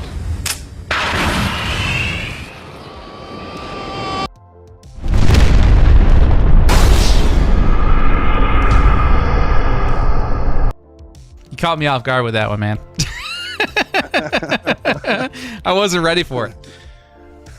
That's funny. This has been fun, man. I like the videos have been awesome. This is like reminiscing back in the days when all we had was, I remember when like the original Vice City was coming out, all we got was like a 8 to 10 page spread in Game Informer magazine, and we obsessed over it until the game came out, like, or a trailer or something like that. We didn't have these types of communities back then, so this I know. Cool.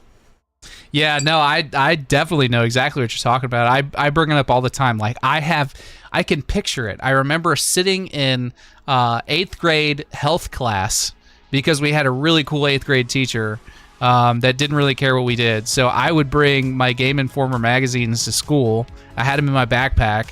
And like when I had some downtime, I'd pop them open, I'd read Game Informer. And I remember when the San Andreas Game Informer came out, and I remember sitting there and reading it.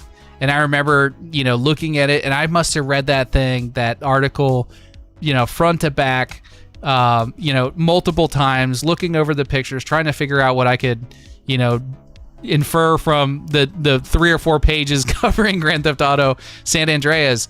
And I remember having the thought back then, man, it'd be really cool to be able to put gas in our cars. And that's never left me. But that memory is so vivid, and I can I can smell the classroom, I can smell the magazine. You know what I mean? Like I feel bad for the kids that didn't get to experience that. That's a shot of nostalgia right in the jugular. Yeah, definitely. I still have a lot of that stuff tucked away. Like Grand Theft Auto is my only fully complete collection. I have every GTA for every system that's ever come out on, like even the weird Game Boy releases, Game Boy Advance releases. That's awesome, dude. That's awesome. It's definitely an obsession. So this is like a big thing here in November. Well, if there's a studio that deserves that level of obsession, I feel like it's Rockstar. Like they just, I don't know, for whatever reason, they just don't. They haven't let me down. I can't speak for everybody. Everybody has different preferences and things, but they've knocked it out of the park every single time. So I'm looking forward to it. Can't wait till November. But hey, man, I appreciate you hopping on. It's always good to talk to you. Don't be a stranger. Make sure you pop in next Whiskey Wednesday. We'll talk to you some more.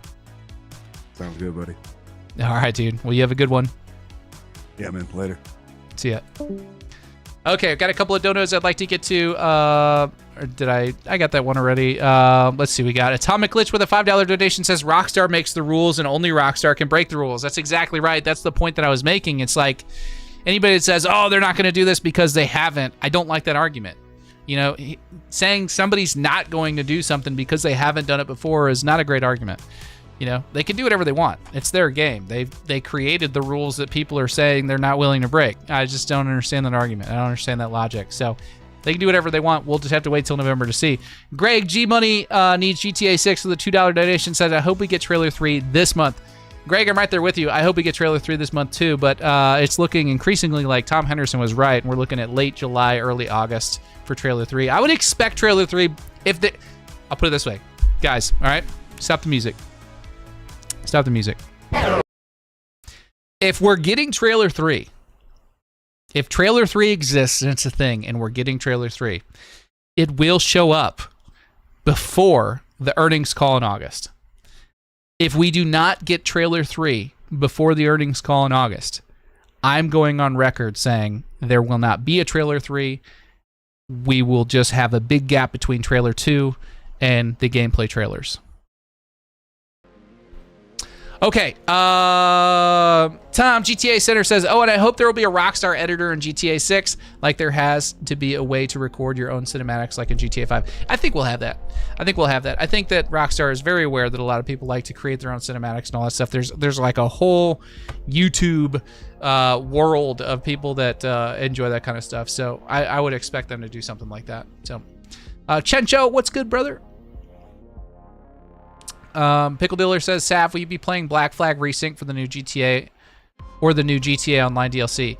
I don't know yet. I haven't decided if I'm going to play the new GTA Online DLC. The problem is I've just like been so out of touch with GTA Online, and I brought this up. I hopped into Rob's stream last week and I was talking to him about this, and Cannon brought this up. He said, I just got a PlayStation Pro, PS5 Pro, and I pre-ordered GTA 6, and then I downloaded Grand Theft Auto 5 and I started playing it. And he brought up a good point. He's like, I've watched so much GTA 6 content at this point that GTA 5 just looks bad to me. And I kind of resonate with that. I kind of feel that way. Now, I didn't play GTA 5 online for a long time. I didn't play GTA Online for a long time because I had other games I was into. Like, I was competing with Rainbow Six Siege at like the semi-pro level, and I was playing a bunch of other games, and like I was just like really immersed in all that stuff. I didn't really care much about GTA Online because I've always been like a GTA story guy, and it was so early in the online, we didn't have like the heist and all that stuff yet, so it didn't really like pull me in. And it just kind of like, I missed the whole like RP scene too. And now it's like I have more of a reason to play GTA Online than ever, and I just have a hard time going back to it because I've looked at Grand Theft Auto 6 so much. It's like it almost like hurts my eyes to look at GTA 5, if that makes sense. You know, I don't know. But yeah. So yeah. Brady 5551 says semi-pro Siege. Yes, back in the day. This was like 2013, 2014. Right after GTA no, it was let's see, my daughter was born in 2013. This was probably 2014, 2015 was when it was like the very early stages of Siege. Like when Siege just came out, like the first season, I would compete in the ESL tournaments and all that stuff. I had a whole team that we played with. As a matter of fact, if you're a Rainbow Six Siege fan and you've played a lot of Rainbow Six Siege, chances are you're familiar with the little arcade Easter egg that they have in one of the maps. I can't remember the name of the map. It's been so long now. It's the one where it's like a theme park. On the first floor, right next to the bar, there's like a little arcade game. And a good friend of mine that I came up with in the Rainbow Six Siege scene, his name is Boston Bearju. He actually passed away, and the friend group that we played with got together and reached out to the developers and said, "Hey, we just had a really good friend that really loved this game, and you guys should give him some kind of tribute or something." So they put him in the game. Thought that was awesome. But yes, I absolutely love Rainbow Six Siege back in the day. Not so much anymore. It's kind of a joke now. But yeah, I was this close to going pro in Rainbow Six Siege. It's a cool game. Anyway, so let's get to more people in the chat. We've got a few people. I know Boris has been waiting in here for a while. I don't know who is first, so I apologize ahead of time if I pull in somebody that came in after you. That is not my intention, but I'm going to try and get to new people first. So Zach, I will get to you eventually. I know I've talked to you a couple of times, but if you're willing to hang out, I'll pull you in eventually. But I want to get to Boris and Nolan first, just because I haven't talked to them before. So let's start with Boris. What's up, Boris? How are you? Or maybe like some like Battlefield games, DICE and some Ubisoft, like the new Resync Assassin's Creed. You really take a big chance buying a big, like expensive games like $69.99, and then only getting through like 50% of it. It's like, fuck, I'm forcing myself to play this game, and I'm not really into it. Hey, brother, what's going on? Were you talking with them in the waiting room? I was. Oh, my fault, Zaf. No, it's all good, man. It's all good. How are you? Good. I've been meaning to call you for a long time, man. I've been watching you for a while, dude. Oh, well, I'm glad, man. I appreciate that. I saw you sent me a message. You were trying to call me earlier. Yeah. I'm glad you figured out how to join the waiting room and all that. What's good, man? How are you? Good. Not too bad. I was just one biggest thing I wanted to mention about GTA 6 is I'm noticing the realism in terms of like carrying the weapons, and I think they might focus on a lot of like smaller weapons, pistols, sawed-off shotguns, because in GTA 5 you could carry like the assault rifle, big shotgun, RPG. I'm wondering if this time they're gonna go realism. Like I know in Red Dead 2 you can do a carryover shoulder guns. And in the West, that was normal. You're hunting, you're going from town to town, that was normal. But out in the streets now, it's questionable, right? So if they want to push towards realism, I'm wondering if they're going to go with more concealed carry type of weapons. Micro SMG. They're going to focus a lot on pistols, revolvers, little small machine guns, smaller shotguns. So I just want to know your opinion on that. Or do you think they're going to pull your gun out of nowhere, like you have a whole weapon with reel? I know you have your trunk also in the car. Yeah, no, great question. So this is something I've thought about a lot, actually. One of the things I'll say is that I think we're going to get a lot more pistol types in this game. I think we're probably going to get like 10, 15 different, variations of a pistol. Like there's multiple people that like different platforms, and we can see that they're leaning more into the realism as far as like the weapons and how they look and feel and customize and all that stuff. So I think Rockstar is leaning into that. We can already see that we've got like a version of the Walther PPK. We've got a version of like a Sig Sauer. We've got a version of a Glock. We've got other guns. We've got Morgan revolvers now. We've got a Beretta. We've got a 1911. We've got like a Kimber. So there's a bunch of different like handgun styles that I think we're going to get. We're also probably going to get, like you said, more concealed carry type like Tech 9, Uzi, that kind of thing. And I don't know that there will be like more of an emphasis on that. I don't think, in other words, I don't think there's going to be like more pistols than long guns. I actually think we're going to get, like, if you look at the Phil Cassidy scene from trailer 2, you can see a lot of guns on the wall and a lot of different variations of like AR-15s, AR-10s, that kind of stuff. So I think we're going to get a lot of different types of guns. I just think that as a whole, Rockstar is wanting to create more weapons for us to use and play with. Now, I don't know how familiar you are with Florida, if you've ever been there or anything like that.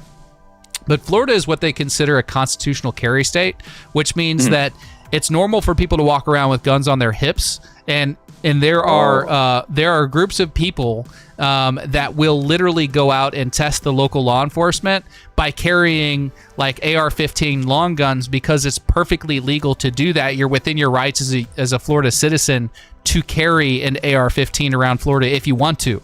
Now, there are certain restrictions. You can't carry it within like 1,000 meters of a school or 1,000 feet of a school or something like that. But you can walk around with these firearms. Now, does that mean that the police aren't going to harass you? No, because I think that's what a lot of these guys do. They sort of test the local law enforcement to see if they're following constitutional law. So it's not unheard of to see people like doing that or walking around with these weapons in Florida, although it's not something that you see all the time. But it's not against the law. So you're not going to get arrested in Florida for walking around with the AR-15, and I don't think you're going to get arrested for it in Leonida either. I do think you may get harassed. People will be like, what are you doing with that gun? Like, put that gun away. Like that kind of stuff, that we've seen in like Red Dead Redemption 2. It's like you can do whatever you want, just expect some pushback from NPCs and law enforcement type of deal. Like some sort of attention. Yeah, exactly. So you may get harassed a little bit by local citizens. They may side-eye you, give you comments, whatever. You may have an officer that walks up to you and says something or whatever, but it's not against the law. Now, if you start shooting at people, that's a different story, Right. But yeah, no, great question. Yeah, I am excited about the weapon selection this time around. I think Rockstar is really doing a good job so far, from what I can tell, of overhauling the weapon selection and making them look and sound better. From the leaks, a lot of the weapons sounded a lot better than they did in Grand Theft Auto 5. One thing that Red Dead 2 did really well is their melee weapons and throwable weapons, knives, tomahawks, dynamite, molotovs. I really like that part of it, and I think they're gonna go.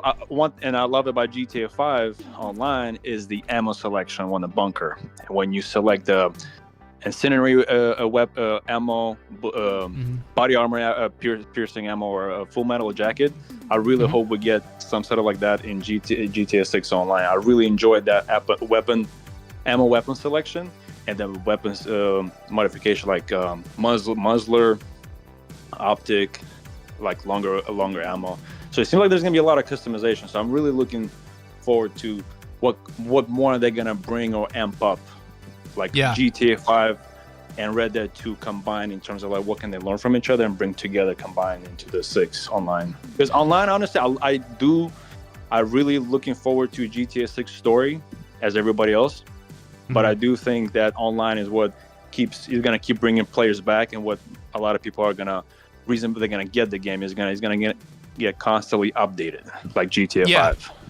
Yeah, no, I agree. I think a lot of people, like, I've pulled the community multiple times. I feel like 60 to 70% of the community is looking more forward to the story than they are the online mode. But once the story's done and over with and you beat it, I think a large portion of that community is going to shift towards the online, and that's where their attention is going to stay focused for a long period of time. Now, back to what you were saying about the ammo, like we can see in the Ultimate Edition screenshots, they gave us a screenshot that has a particular, like the Morgan revolver screenshot, I think it is what it is. There's like a box of ammo sitting next to it, and it says revolver cartridge. I think it's going to be very similar to that of Red Dead Redemption 2, where you buy certain ammo types. I don't necessarily think there's going to be like 9mm, 5.7, 45, 40 cal. I don't think all that. But they are going to say like pistol cartridge or revolver cartridge or rifle cartridge or SMG cartridge. You know what I mean? I think it's going to be like that, if I had to guess. But we'll see. I mean, it's hard to say. Yeah, I wouldn't be upset if they're going to give us multiple different weapon types, like flechette ammo for a shotgun versus slug. You know, like those are things that I would like to see. But I don't know. We just got to kind of wait and see, man. Yeah. One last time, I know I'm yapping a lot. One last thing I was gonna say is I'm noticing the relationship where you had your horse in Red Dead 2, and I'm wondering if they're gonna bring that type of relationship with your personal vehicle and vehicles you find. Kind of like you find a wild horse in Red Dead 2, you gotta tame it, calm it down, you take it, and you can customize it. And I'm wondering, how is it gonna look like for cars that you steal in GTA 5 online, GTA 6 online or story? And do you get to keep it as a personal car? Do you have to do any type of like personal touches to make it like kind of like in GTA 5, you have to get insurance for it online, and like when it gets exposed, you can call it in. I'm wondering if you can have a collection in the story where you can have multiple 10 cars, because in GTA 5 story you couldn't do. I mean, there was a garage that you can buy, but once it gets destroyed, you got to buy it all over again or something like that. But I think in GTA 6, I'm wondering there's going to be a bigger relationship with the vehicles you drive and get to keep. So I'm gonna leave it on. Yeah. That's a good question. What I'll say is, I think, like the relationship dynamic that you have between, your playable character and your horse in Red Dead Redemption 2, I think that is going to be the what they apply to Jason and Lucia. I think you're going to have like a relationship dynamic between Jason and Lucia. Like the better your relationship is, the more benefits you'll have to that relationship. And I'm not talking like, those kinds of benefits for those of you in the chat that are thinking that. I mean, like, for example, like gameplay benefits. Like, if you have a good relationship with Lucia, maybe, like, if you're out playing as Jason by yourself, she's not with you, you get attacked by somebody, you're running from the cops or whatever, maybe you can call Lucia for backup, and the better the relationship you have with her, the more arsenal she shows up with, or the faster she gets there. You know what I mean? Like, little things like that. I think there's going to be benefits to having a better relationship between those two. Now, I don't think it's going to be like your... I don't think it's going to be like your car. I don't think you're going to have a relationship with your car.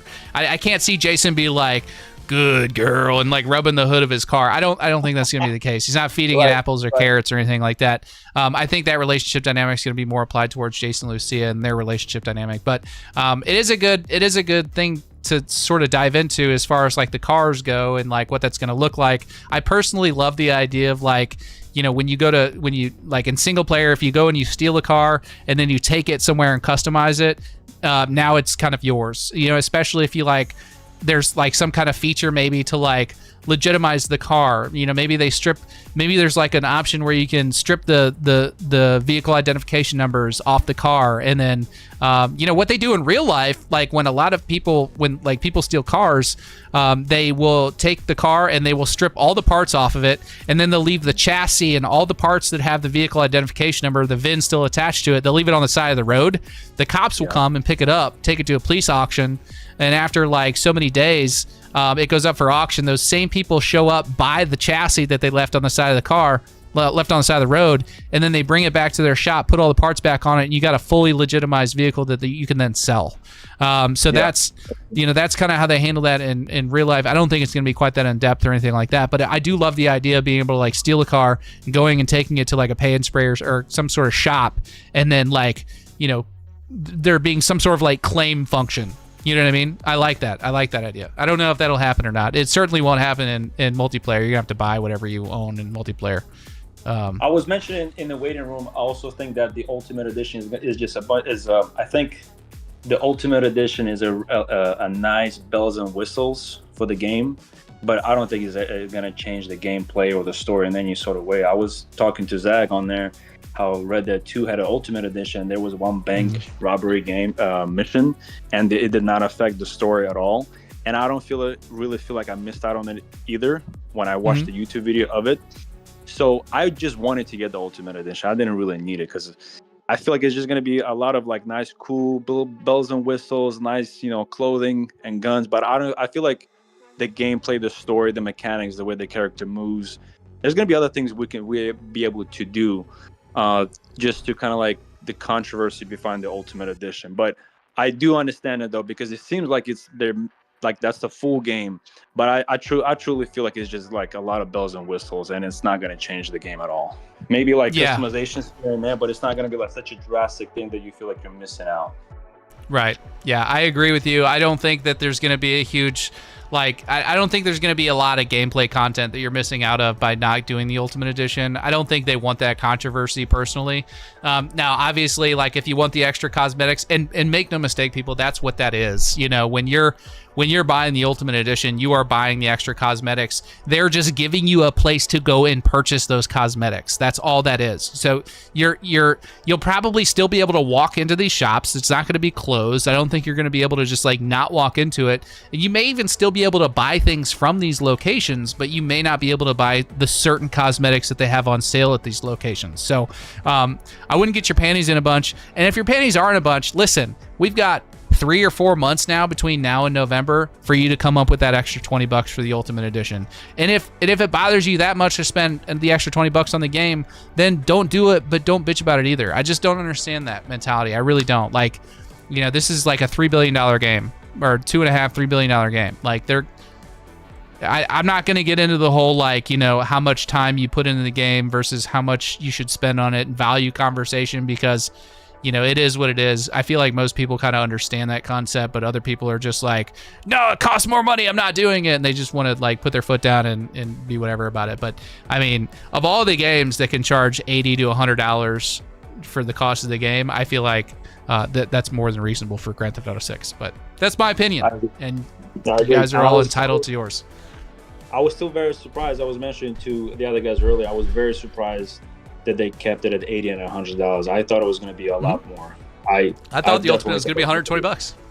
Yeah, same. I thought the base was 100 and the Ultimate was going to be 120. I was going to buy the Ultimate anyway, but to give a credit to Rockstar, you know, they seem like they care a little bit.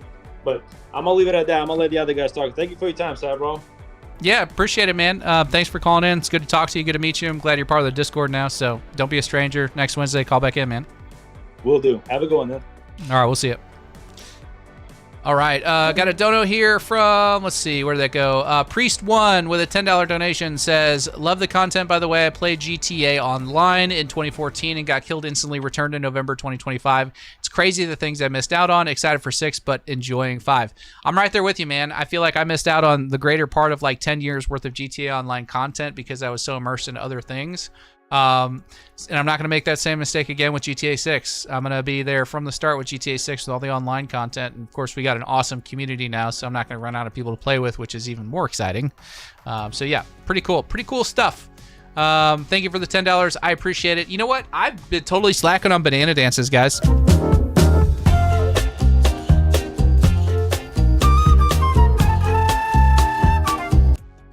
Okay, we still got a few more people to get to in the... Oh my gosh, we got like 6 people in there right now in the waiting room. We may have to start doing 2 at a time. We'll see. Let's see. Nolan was the next one I want to get to, and then we'll get to Zach, and then we'll move on to Pixie, and then I don't know who is after that. So, Nolan, we're going to bring in.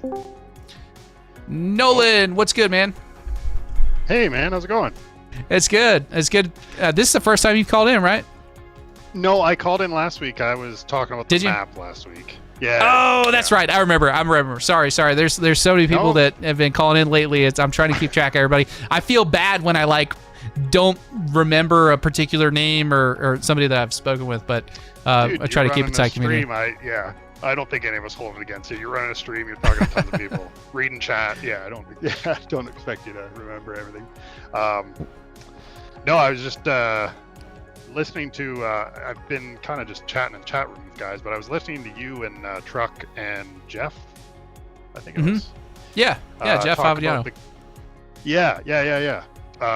Talk about the gun system earlier in the trunk, and that's one thing I'm really.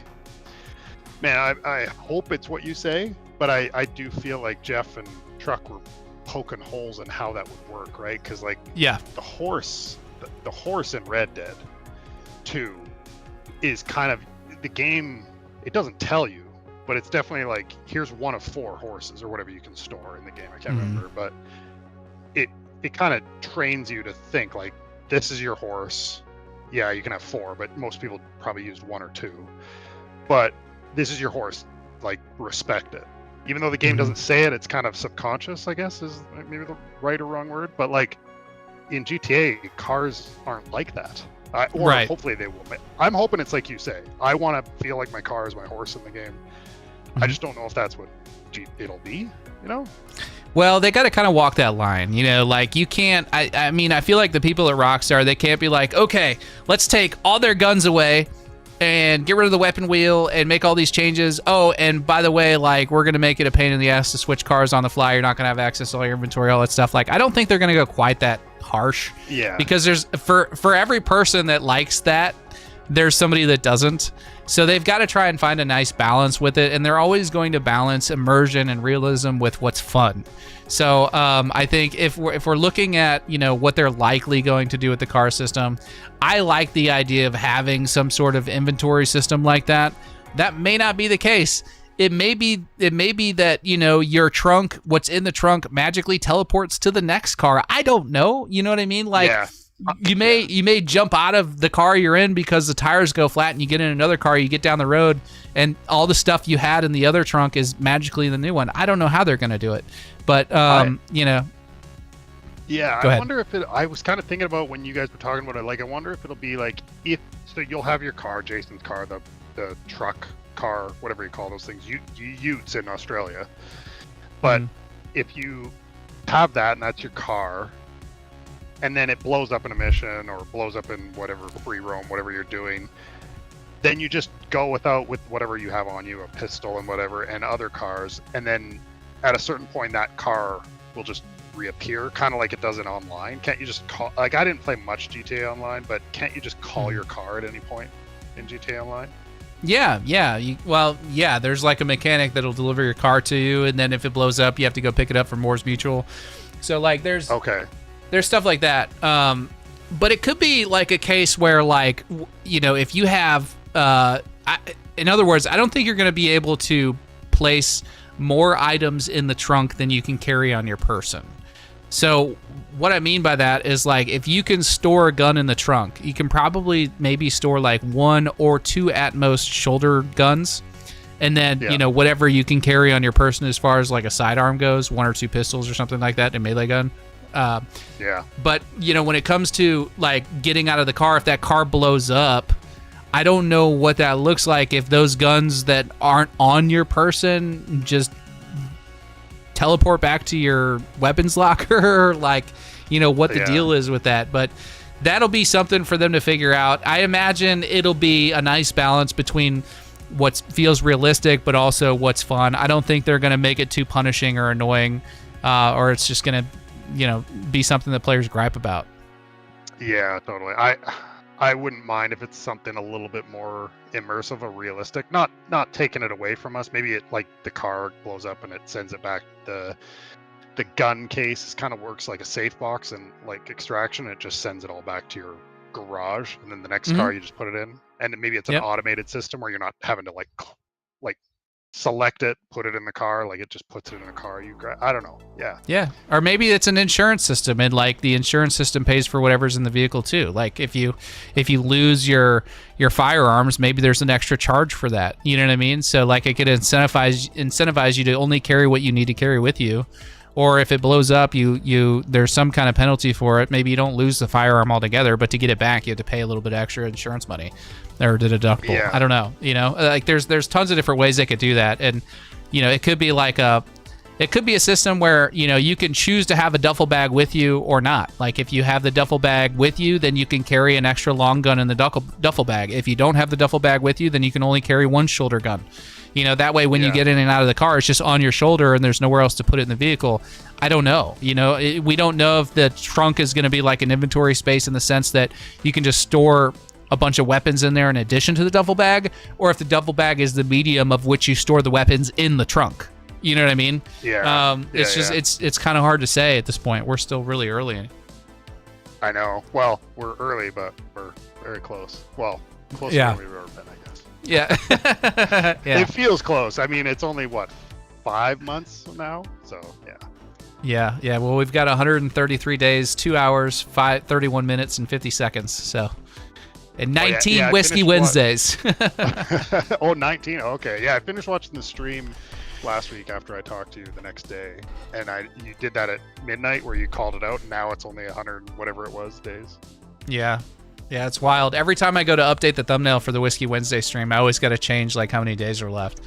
And this time it was like 133 days. I'm like, man, we're just getting closer and closer and closer. Yeah.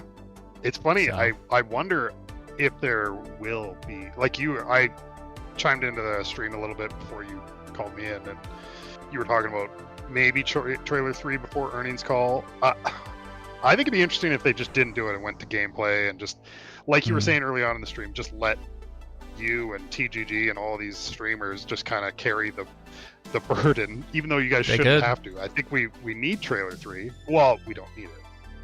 We need it. We need it. We definitely need it. yeah. Don't say that. Yeah, right. We definitely need it. Rockstar, if you're listening, we need trailer 3. That's true. Yes. Give it to us before the earnings call. Make it 4 minutes, whatever. So we can dissect the hell out of it. 100%. For sure. Yeah, no, I don't know what I was saying. Yeah, I don't want to be Rockstar's marketing mouthpiece. I really do not. I would rather just talk about the stuff that they have, and you know, and the stuff that they're showing us, and be excited with you guys with it. You know, I don't think anybody that's making this sort of content loves the idea of you know, being the hype, so to speak. We wish that the hype would be from the developers giving us stuff to be hyped about instead of having to create hype from, you know, nothing. But you know, my job is to try and make entertaining Grand Theft Auto 6 content. So that's all I'm trying to do. So, you know, if that hypes people up, then awesome. If not, you know, it is what it is. But I try to make content I find interesting. So. No, it's good, man. Because for hardcores like myself who just can't get enough of thinking about this game and wanting to play it, it's definitely satisfying that itch. Because I pre-ordered the game, the Ultimate, when the pre-orders came out, and then my buddy it was his 40th this weekend, and I just messaged him before. I'm like, hey, did you see the GTA pre-orders came out? I was trying to fish to see if he'd bought it. Yeah. And he hadn't. But it's funny, like, he used to be into gaming more, kind of like me, but he's not as much anymore. But GTA is definitely on his radar. Like that, he doesn't play games anymore, but he's like, he's got the PS5 already. He's in for it. But he hadn't pre-ordered, so I bought it for him for his 40th, along just with a couple beers. Oh, nice. But that's a good friend right there, Chad. Good friend. Yeah. You can clip this and show it to him. I know. I bought him PlayStation money because I went on PlayStation. I'm like, I don't know how to gift a game on here. What the hell? Yeah. So I just bought him like $150 of PlayStation money, and I'm like, buy the Ultimate Edition, because he said to me, and I was bringing this up because it kind of, I wonder if this is to kind of go into a bit of the controversy about the Ultimate Edition. Not that I think it's too much controversy. I think everyone will have everything that's in the Ultimate Edition, just not Willie's shop and stuff. But there'll be another shop that covers all that. Well, I think they will. Like what I was saying, and not to cut you off, I just want to add this real quick thing. I'll let you finish what you're saying. But I think they will have these locations, and even if you don't have the Ultimate Edition, I think you'll be able to go into these locations. I don't know if you'll be able to buy anything, but I don't think you're going to walk up to the door and it's going to say like closed, and you can't get in. You probably get in, you just maybe not interact with it, or if you do interact with it, maybe there's like a couple of things that you can purchase, but you don't have access to the Ultimate Edition content. If I had to guess, that would be the case, but we'll see. Go ahead, sorry. No, I think you're right. I think I have a trouble believing that Rockstar would block people from stuff. Me too. In the single player. Especially when they sold 220 million copies or 30 million copies with GTA 5. They don't want any bad press. They want to try and, I don't know if they'll be able to catch that number again, but they want to be able to go that direction. But what was I saying? Oh yeah, with my buddy, like he's not as hardcore anymore. So he said he looked at, when I asked if he bought the game, he looked at the pre-order and he said he didn't see anything that caught his eye. Now, he's not hardcore, so he's not reading all this stuff and like seeing all these cars. Like when I saw the cars and you could get 5 cars from Willie's, I was like, oh my God, I want to do all this stuff in the game. But my buddy read that and he's like, this is nothing. So I don't know if casuals are kind of reading it that way. Maybe. I don't know where I was going with this, but I'm just wondering if that's where some of the controversy is coming from. Is like, well, I think it's a great point to be made that not everybody gives a shit. You know what I mean? Like, there's a certain subsect of us that really care about the Ultimate Edition content and feel strongly that they're, quote, locking it behind a paywall. And then there's other casual gamers that are like, I don't need it. I'm just happy to play the game. So like, at the end of the day, I don't think it's going to be anything that like hauls Rockstar's lawyers into a courtroom or anything like that. But it's definitely, there is a little bit of controversy around it. I think it's just because it's the first time that they've done this. And, a lot of people feel scorned by how the rest of the industry has handled stuff like this. But I say, let Rockstar do their thing. If there's a significant amount of content that we're missing out on and you feel like it's not fair, and that extra $20 is way more content than you thought, then at that point let's raise a big stink and I'll be one of the leading voices on that front. But I don't think that a few tattoos and an extra garage or something is going to be a make or break for a lot of people. So and if it is, spend the $20. Right. To tell you, $20. I know. I sometimes think about spending like that much money on a game, and I'm like, I just bought a coffee at Starbucks and a cookie there for like $8 this morning with my walking my dog. I'm like, what am I mad about? Exactly. It's just like, have a little bit of perspective, people. I joked around. I had I don't know if I can talk about it in too much depth, but I had a call with an investment group not that long ago. They brought me on as like somebody that has been following Grand Theft Auto content because they know all about like the Take-Two investment stuff and all that stuff. But as far as like how the video games actually work, a lot of these guys are just like suits that invest. They have no idea what they're looking at. So they kind of brought me in and kind of talk about some of this stuff. And I said to them at the time, I was like, listen, what you guys have to understand is you can't base like what you're investing on as far as like Take-Two Interactive with what you read in the headlines, because gamers are whiny.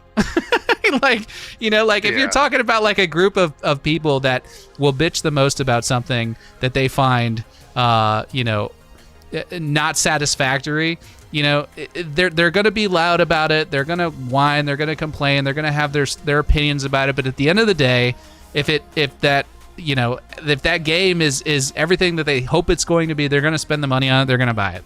So expect to see like a lot of people whining and complaining, but all of those same people, if you're whining and complaining about it now, you're still going to play the game. It is what it is.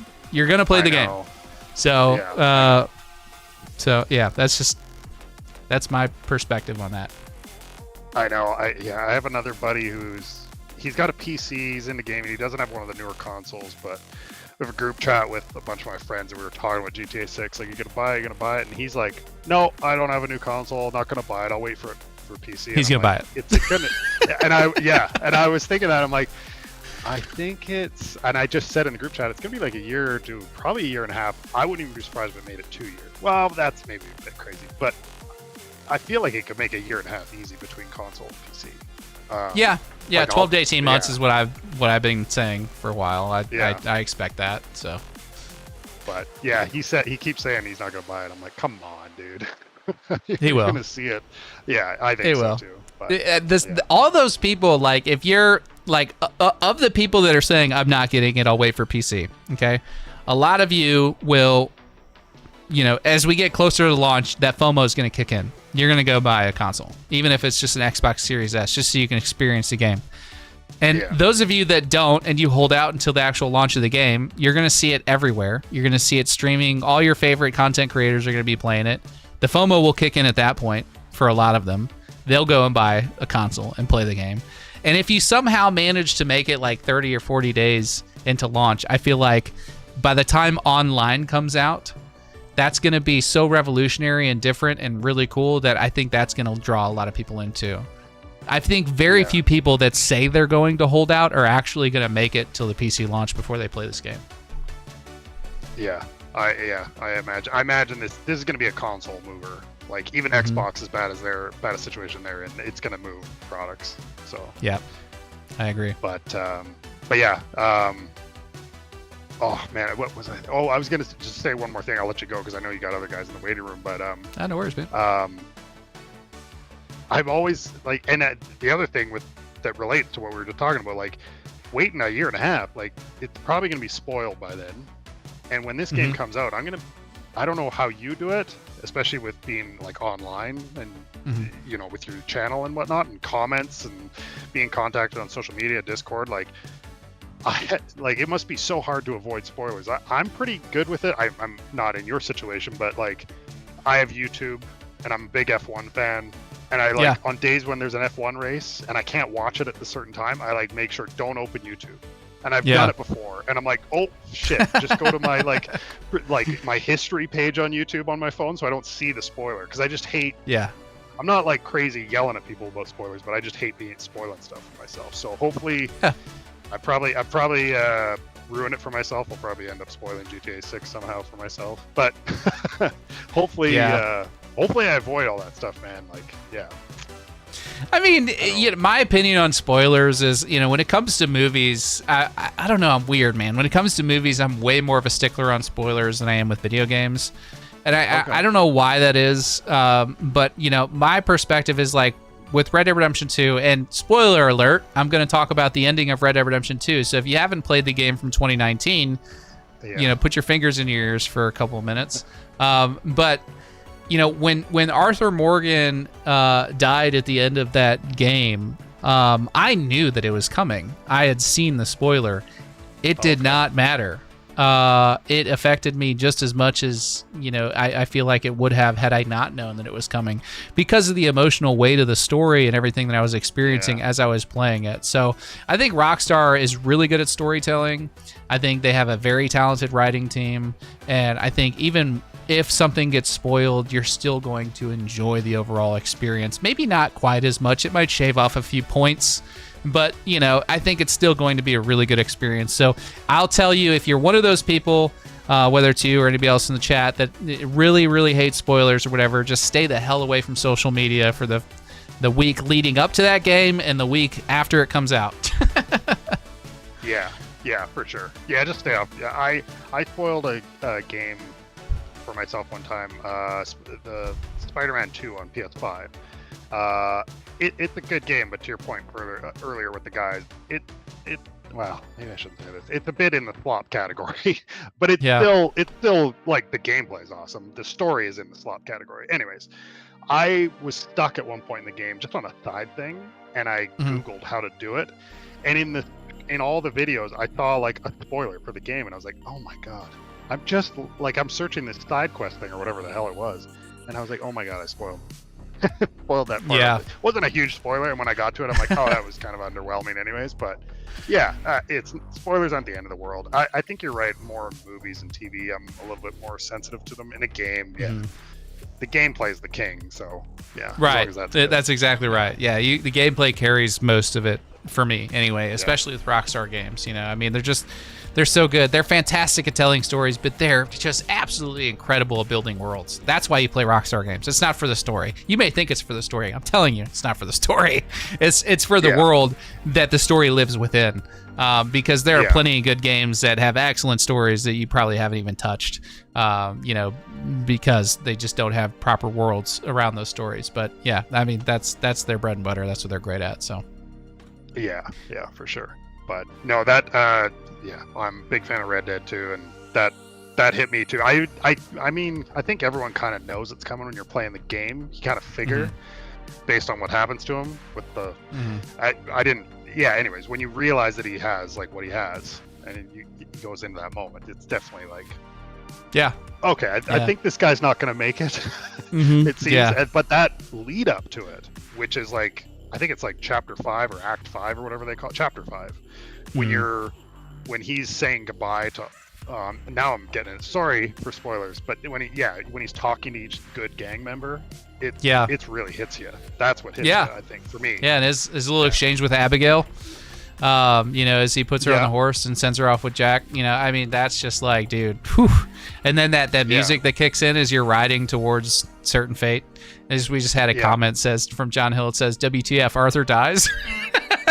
Hey, we warned you. We were talking spoilers. I'm sure he's just messing around. I know he's joking. If you're in this chat, you played Red Dead Redemption 2. Well, yeah, 100%. I'm guessing your chat's probably at an 80% beating Red Dead Redemption 2. I think 80% or more would be reasonable. I think. Yeah. But well, anyways, man, honestly, when you pulled me in, I was talking in the waiting room, and I kind of forgot what I was going to talk about. But I'm glad I chatted with you. Oh, wow. I did get to it. So yeah. No, I appreciate it. Yeah, I wish I could give more of like a heads up before I drag somebody in, but there's a delay on the stream, so when I'm like ready to pull somebody in, it takes like 30 seconds for you to hear it on your TV or whatever you're watching me on before I pull you in. So it always catches everybody off guard. But I'm glad you called in, man. It's good to talk to you. Look forward to talking to you next time. Yeah, for sure. No, it was awesome talking to you, Sav, and look forward to listening to the rest of the stream and talking to you again. Awesome deal, man. Well, have a good week and weekend, and we'll see you next Wednesday. You too, man. See you, Sav. We'll see you. All right. Let me make sure I didn't miss any donos real quick. It looks like we've got one from Joe Mama with a $9.99. Says, screenshots show bag and arms reach in the back seat, not the trunk. It's likely a separate system from the trunk system. The bag is probably optional and goes where you go, and the trunk for when the bag is full. Maybe, I don't know. It's really hard to tell, Joe. I mean, we're awfully early. You know, you have that screenshot with Raul Batista and his bag full of money in the passenger seat, the front passenger seat of the car, and then Jason Lucia riding around in the Stanier with the duffel bag in the back full of cash. So it's really hard to tell. I don't know. You know, you could definitely see some weapons laying in the back seat of that same car too. So it's hard to tell, man. We just got to kind of wait and see. Greg G Money needs GTA 6 with a $2. Says we need it. Absolutely. We do need it. Press 1 with a $5 donation says the Ultimate Edition is the only single player. It's not like you get the Ultimate Edition is only single player. It's not like you get an advantage over others in online play. That is very true. We got 4 months for you to come up with the extra $20. So it is what it is, guys. You know, if this was Call of Duty, I'd say it's not worth it. It's not Call of Duty. This is Grand Theft Auto 6. So different conversation. So worth it, in my opinion. We're up to 212 likes, guys. If you are watching, if you can hear my voice right now, please do me a huge favor and smash the like button. It helps quite a bit. We have 311 people in here right now. If every single one of you hit the like button, we'd hit our 500 like goal for the stream. It is the number one metric that YouTube cares about when pushing the live stream out to other people. So if you do have a second and you have the ability to hit that like button, if you have thumbs, swipe down, hit the like button. I appreciate it. Thank you guys so much. You guys are awesome. Okay, so let me go ahead and let's see. Caden with the $2 donation says bring back shot clock. A lot of people hopping in. I hesitate to do that. The yap clock. I hate feeling like people are on a timer, but here's what I'll say.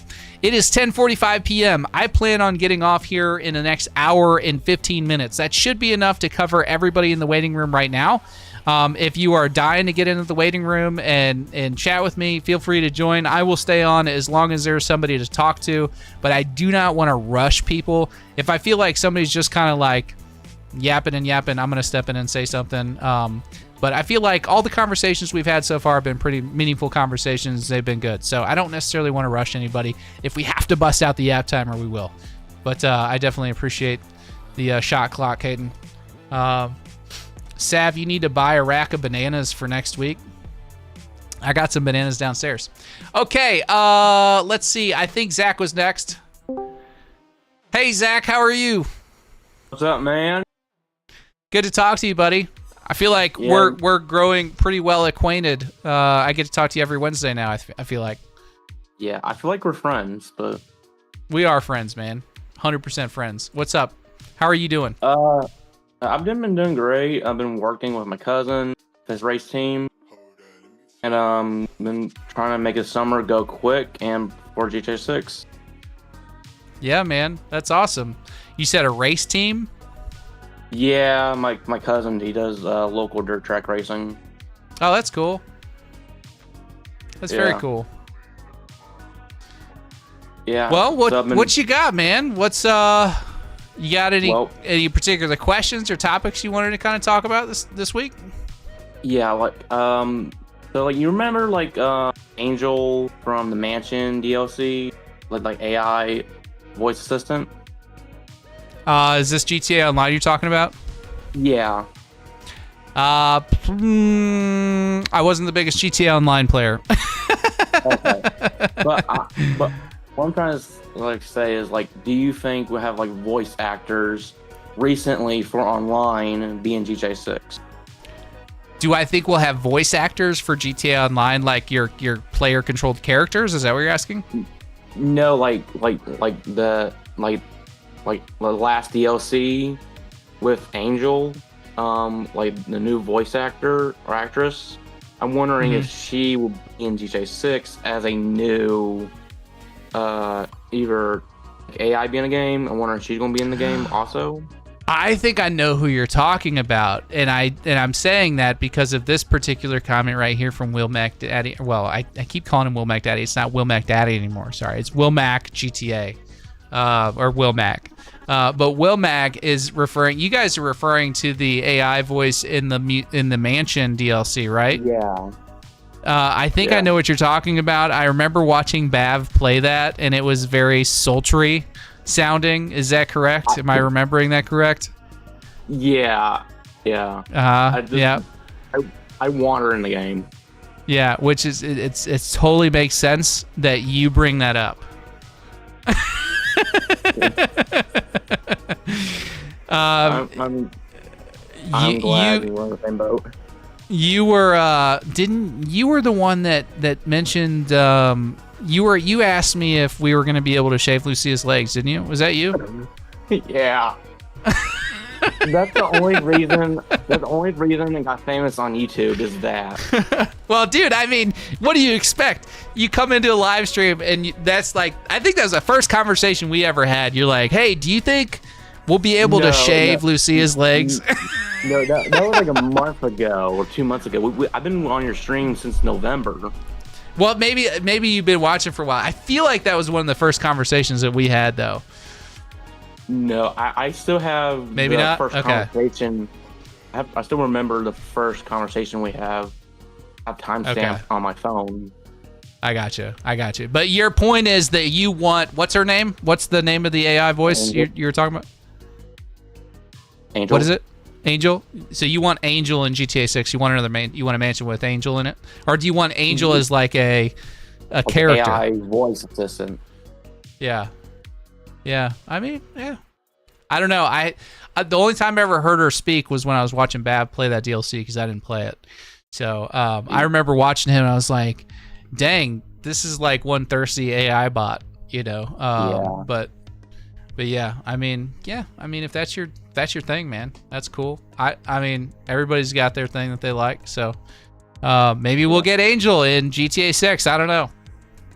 Yeah. And also, one of the things I want to bring up, do you like? I'm excited for the off-road mechanic with the mud, and yes. I'm wondering, like, is it going to be like one-on-one? I'm not gonna say BeamNG Drive, but somewhat realistic. We never seen before.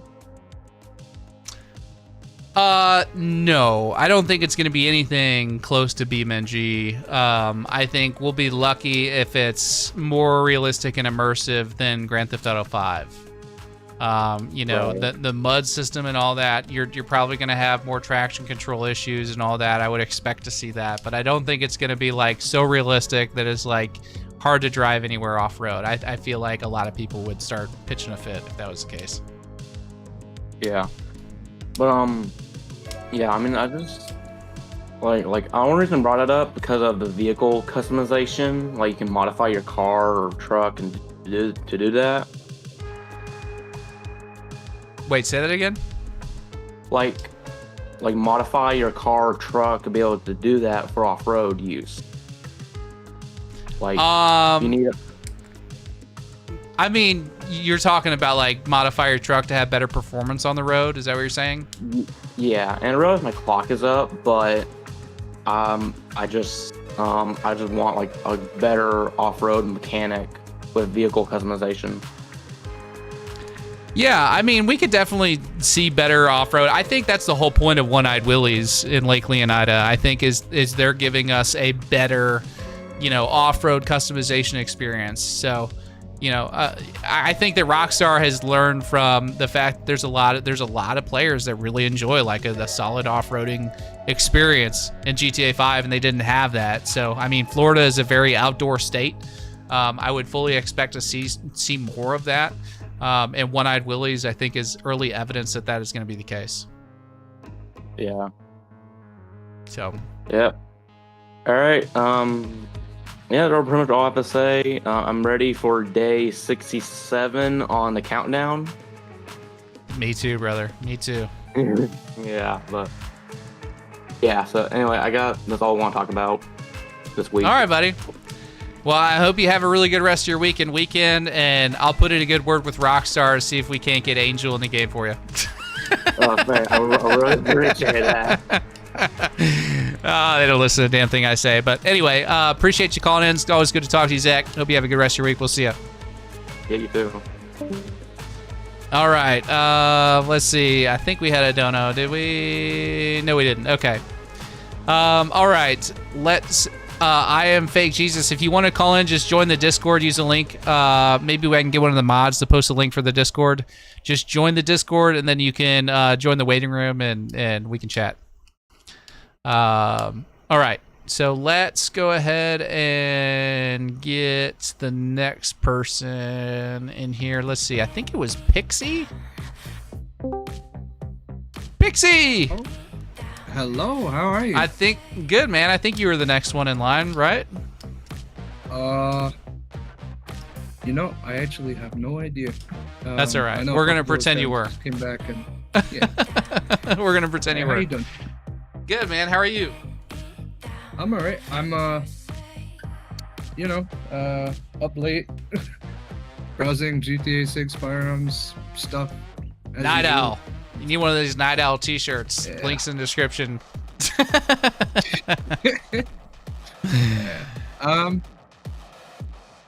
Actually, really quick, I was gonna I can make a post in the recommendations thing, but I just realized you can actually add soundboard MP3s on your server with the everybody rule. Anyone can do it, so that should probably be fixed. I just tested it by adding the banana phone MP3. Uh-oh. So you're able to do what now in the Discord? You said using the what? Soundboard. the horrible feature that Discord added, and then for some reason by default puts every server. By default, anyone can add a soundboard. You mind if I click the soundboard really quick? Sure, as long as it's nothing inappropriate. Yeah, that's fine. It's banana phone. It's the most inappropriate thing.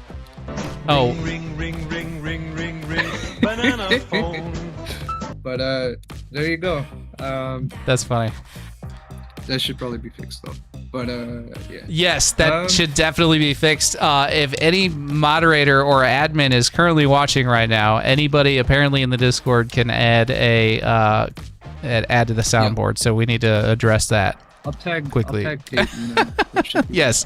Thank you. Yeah, that'd be perfect. And thank you for your recommendation for adding the new tag for the GTA conversation. Yeah, no problem. Sorry, I'm just typing a message to Kate. No worries.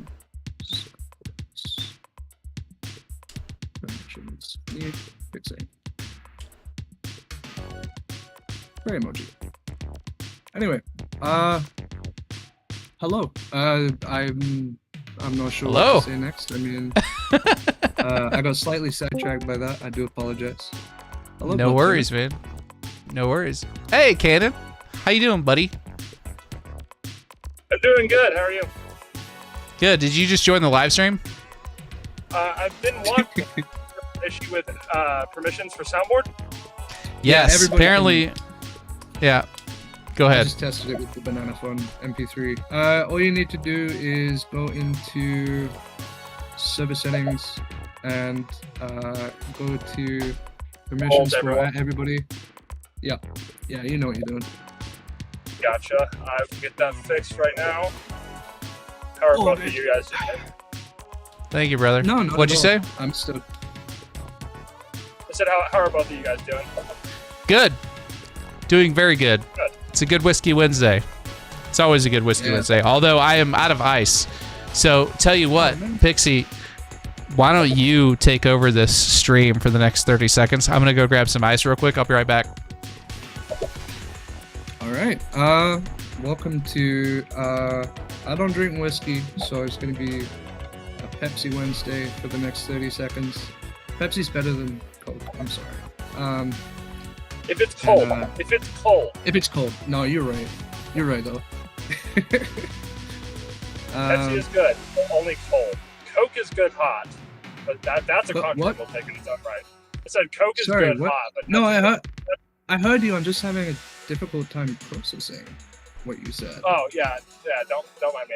I'm special. Do you mean no? Please explain. I'm curious about this. Do you mean hot as in room temperature, or do you mean you drink it? No, I mean room temperature. I'm not like coffee. Okay, I'm back. No. Having a hot Coke, a nice hot glass of Coke, yummy. In the UK, they did try to market hot Coke as a during like the 70s. It's disgusting, right? That sounds like a very UK thing to do. Yeah, cold winter months, and they wanted to try and market it to get the hot market. That's gross. Didn't really work. Yeah. Did you know bottled water failed in the UK? Bubble mean, water? Like carbonated water? No, bottled. Like bottled. Like Dasani. Huh? I don't know. I drink bottled water. Is that because it has fluoride in it? It like as an entire product segment, like here in the US, it flopped in comparison. I would say the US consumes a lot more bottled water because the variations in the quality of tap water is so vast. I mean, you're over thousands and thousands of square miles. Yeah, I mean, Michigan alone, over here- Detroit alone probably carries half of the amount of bottled water that's consumed in the United States. I would say so. I got a friend from Flint. I mean, yeah. Well, Sev. Yeah. I have recovered what I was thinking about bringing up. It's the same thing I brought up 2 weeks ago. I'm so sorry. Is weapons customization. Yes, sir. You want to talk about it? we don't have to. I mean, we were talking about that and a bunch of other stuff in the. Yeah, we can always talk about it. I'm always down to talk about weapons. I got a question for you, Pixie. As a UK person, as a Londoner or whatever you guys call yourselves, I'm actually Scottish. How do you know so much about guns? Believe it He was or a weapons not, instructor. I had on firearms previously for a year. The UK, you can own firearms. The laws are ridiculous. I know they're strict. I know you could. Yeah, so handguns are banned outright. Our Olympic shooting team trains in France. It's that level of strict, but it wasn't always like this. It was only until, the 90s and various things happened that I'm not going to talk about. But quite a lot of people are into firearms. I'm signed up with the UK Shooters' Rights Association. We do have some people that like guns, and I don't know. Interesting. I'm shooting in the US. I lived in the US for a while. Is the short. Oh, answer. okay. Okay. Yeah, I've been around. I was. I'm excited to hear what you have to talk about with weapon customization because I love guns. So this is complete. This is complete. No, many of GTA 6's fans can relate. I have autism, so I like to specialize into things I find interesting. And given I already like guns, what they released really caught my eye. So I was looking into the weapons that they have already confirmed through trailers, screenshots. And then I noticed that the M4A1 carbine is... Sorry, 1 second, let me just pull in someone up. So the M4A1 carbine, if you look in the... you know the screenshot I'm talking about. Jason holding the M4. That is a stock M4A1 carbine, US military issue. We all know it. It's one of the most popular, well-known... Are you talking about the night shot on the roof? Yes, I am. That's the M16, isn't it? That's a M4A1 carbine. With a hand grip on top? It's got the carry handle optic, but M4A1s do have carry handle optics. Yeah. I didn't know that. I thought that was only an M16 thing. No. The carry handle optic was... Oh man, I'm gonna try and keep this to like 10 seconds or shorter. Carry handle optic was an integrated optic. It was iron sights for the M16A1, through to the A2, through to the A3, the various iterations of the M16. Then, when they realized that having to affix a heavy optic onto this already heavy chunk of metal on top of the gun made the gun weigh a bunch more, they thought, oh, how do we reduce the weight? They realized, we can use this new thing, RAS rails, they're called, or RIS rails. The stuff that you see on Roll Batista's rifle.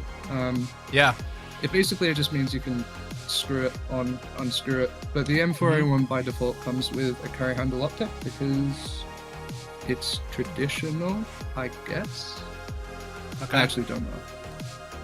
But fair enough. Yeah. What was I gonna say? No, the M4. Obviously, everyone's looked at it, and then they've looked at Roll Batista's gun and thought, oh, maybe that's the same gun with different variations. I don't know. I'm trying to condense about 2 hours of research down into one sentence, but basically it looks like from the screenshots you can take any gun, any long gun, and change. In GTA 5 you could take a gun off the shelf, you could attach an extended mag, you could attach a sight, you could change whether it has a suppressor or not. If you're lucky, you could put like a foregrip on that. but generally it's pretty boring. And I figure the people who appreciate, sorry, I'm just reading a message here from Gaten. The people who appreciate good weapons simulations in video games, maybe they weren't too thrilled with GTA 5, but it looks like they are moving away from the arcade style, and you will be able to turn the M4, Jason's holding on the roof, into the sort of scout rifle that you see. The picture where there's two guys on the hoverboat with the gator. Yeah. That's the same gun. Is it the same gun? Because it looks like an AR-10 the guy is holding on the left. It is an AR-10, but it's effectively the same gun. The stock is the same as the one used by Raul Batista. The barrel length is CTR stock, and then closer to like a 16-in-1 or 20-inch barrel. Is it CTR stock or an MOE stock? It looked like a CTR stock to me. Maybe it's MOE. I don't know. Yeah. I could be wrong. In short, I could be wrong.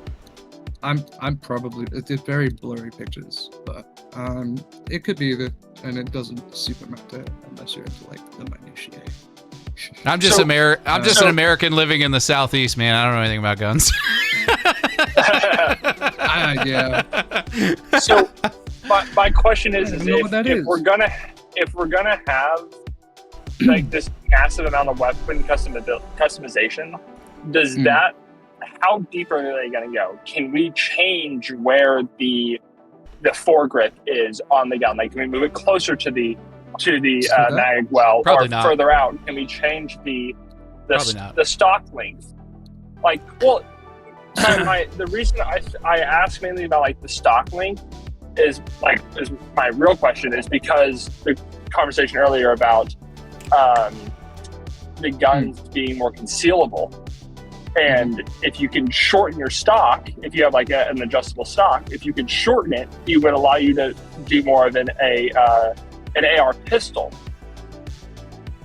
Yeah, so I don't know that we've seen anything about like SBRs, but that is a reasonable thing. This is not like Escape from Tarkov. Like, if you guys want like a super, intricate, detailed weapon customization system, Escape from Tarkov is about as good as it gets. Grand Theft Auto 6 is a Rockstar game. Rockstar is always going to make it accessible for the masses. So we're talking like angled grip versus vertical grip, and maybe some kind of like canted grip if they want to get like extra tactical. But they're not going to give us like the ability to like position that grip further down the rails or whatever. It's going to be in one spot, and that's it.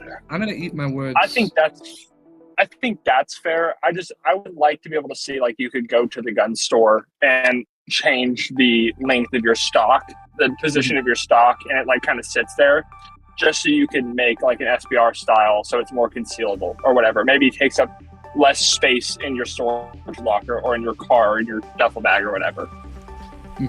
Yeah. I don't think. Go ahead. Sorry. No. Go ahead. No. What were you gonna say?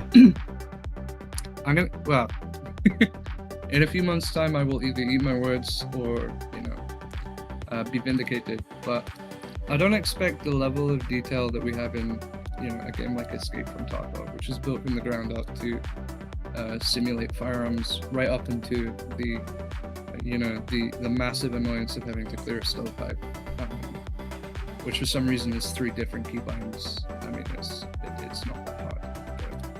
But, I don't think length of pull is necessarily going to be adjustable. I don't think, having the stock out to the 3-point position will be a thing.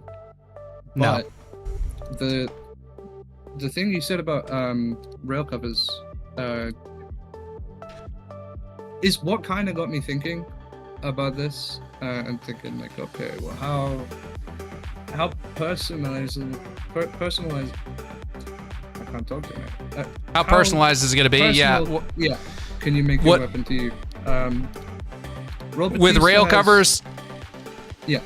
Well, specifically as it relates to like rail covers, like this is as deep as Rockstar goes. Rail covers or no rail covers, and they're placed where they're placed. You don't get to move them up and down the rail. You don't get to choose maybe if you get to choose a color if you're lucky, but like it's gonna be like, you know, you can have you can choose between like a vertical grip, an angle grip, or rail covers. You know what I mean? It's gonna be like one of those three options. They're not gonna let you go like super deep and all that stuff. Yeah, they're just not.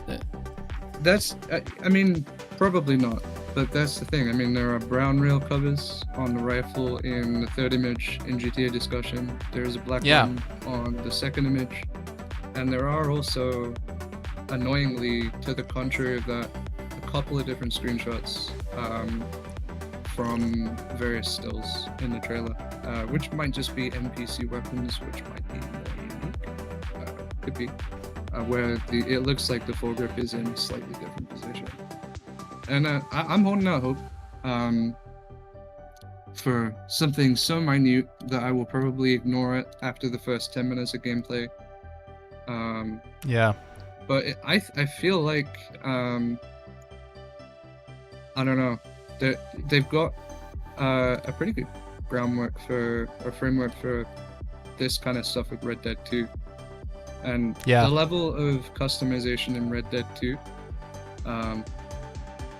take that and apply it to modern guns, basically. Yep.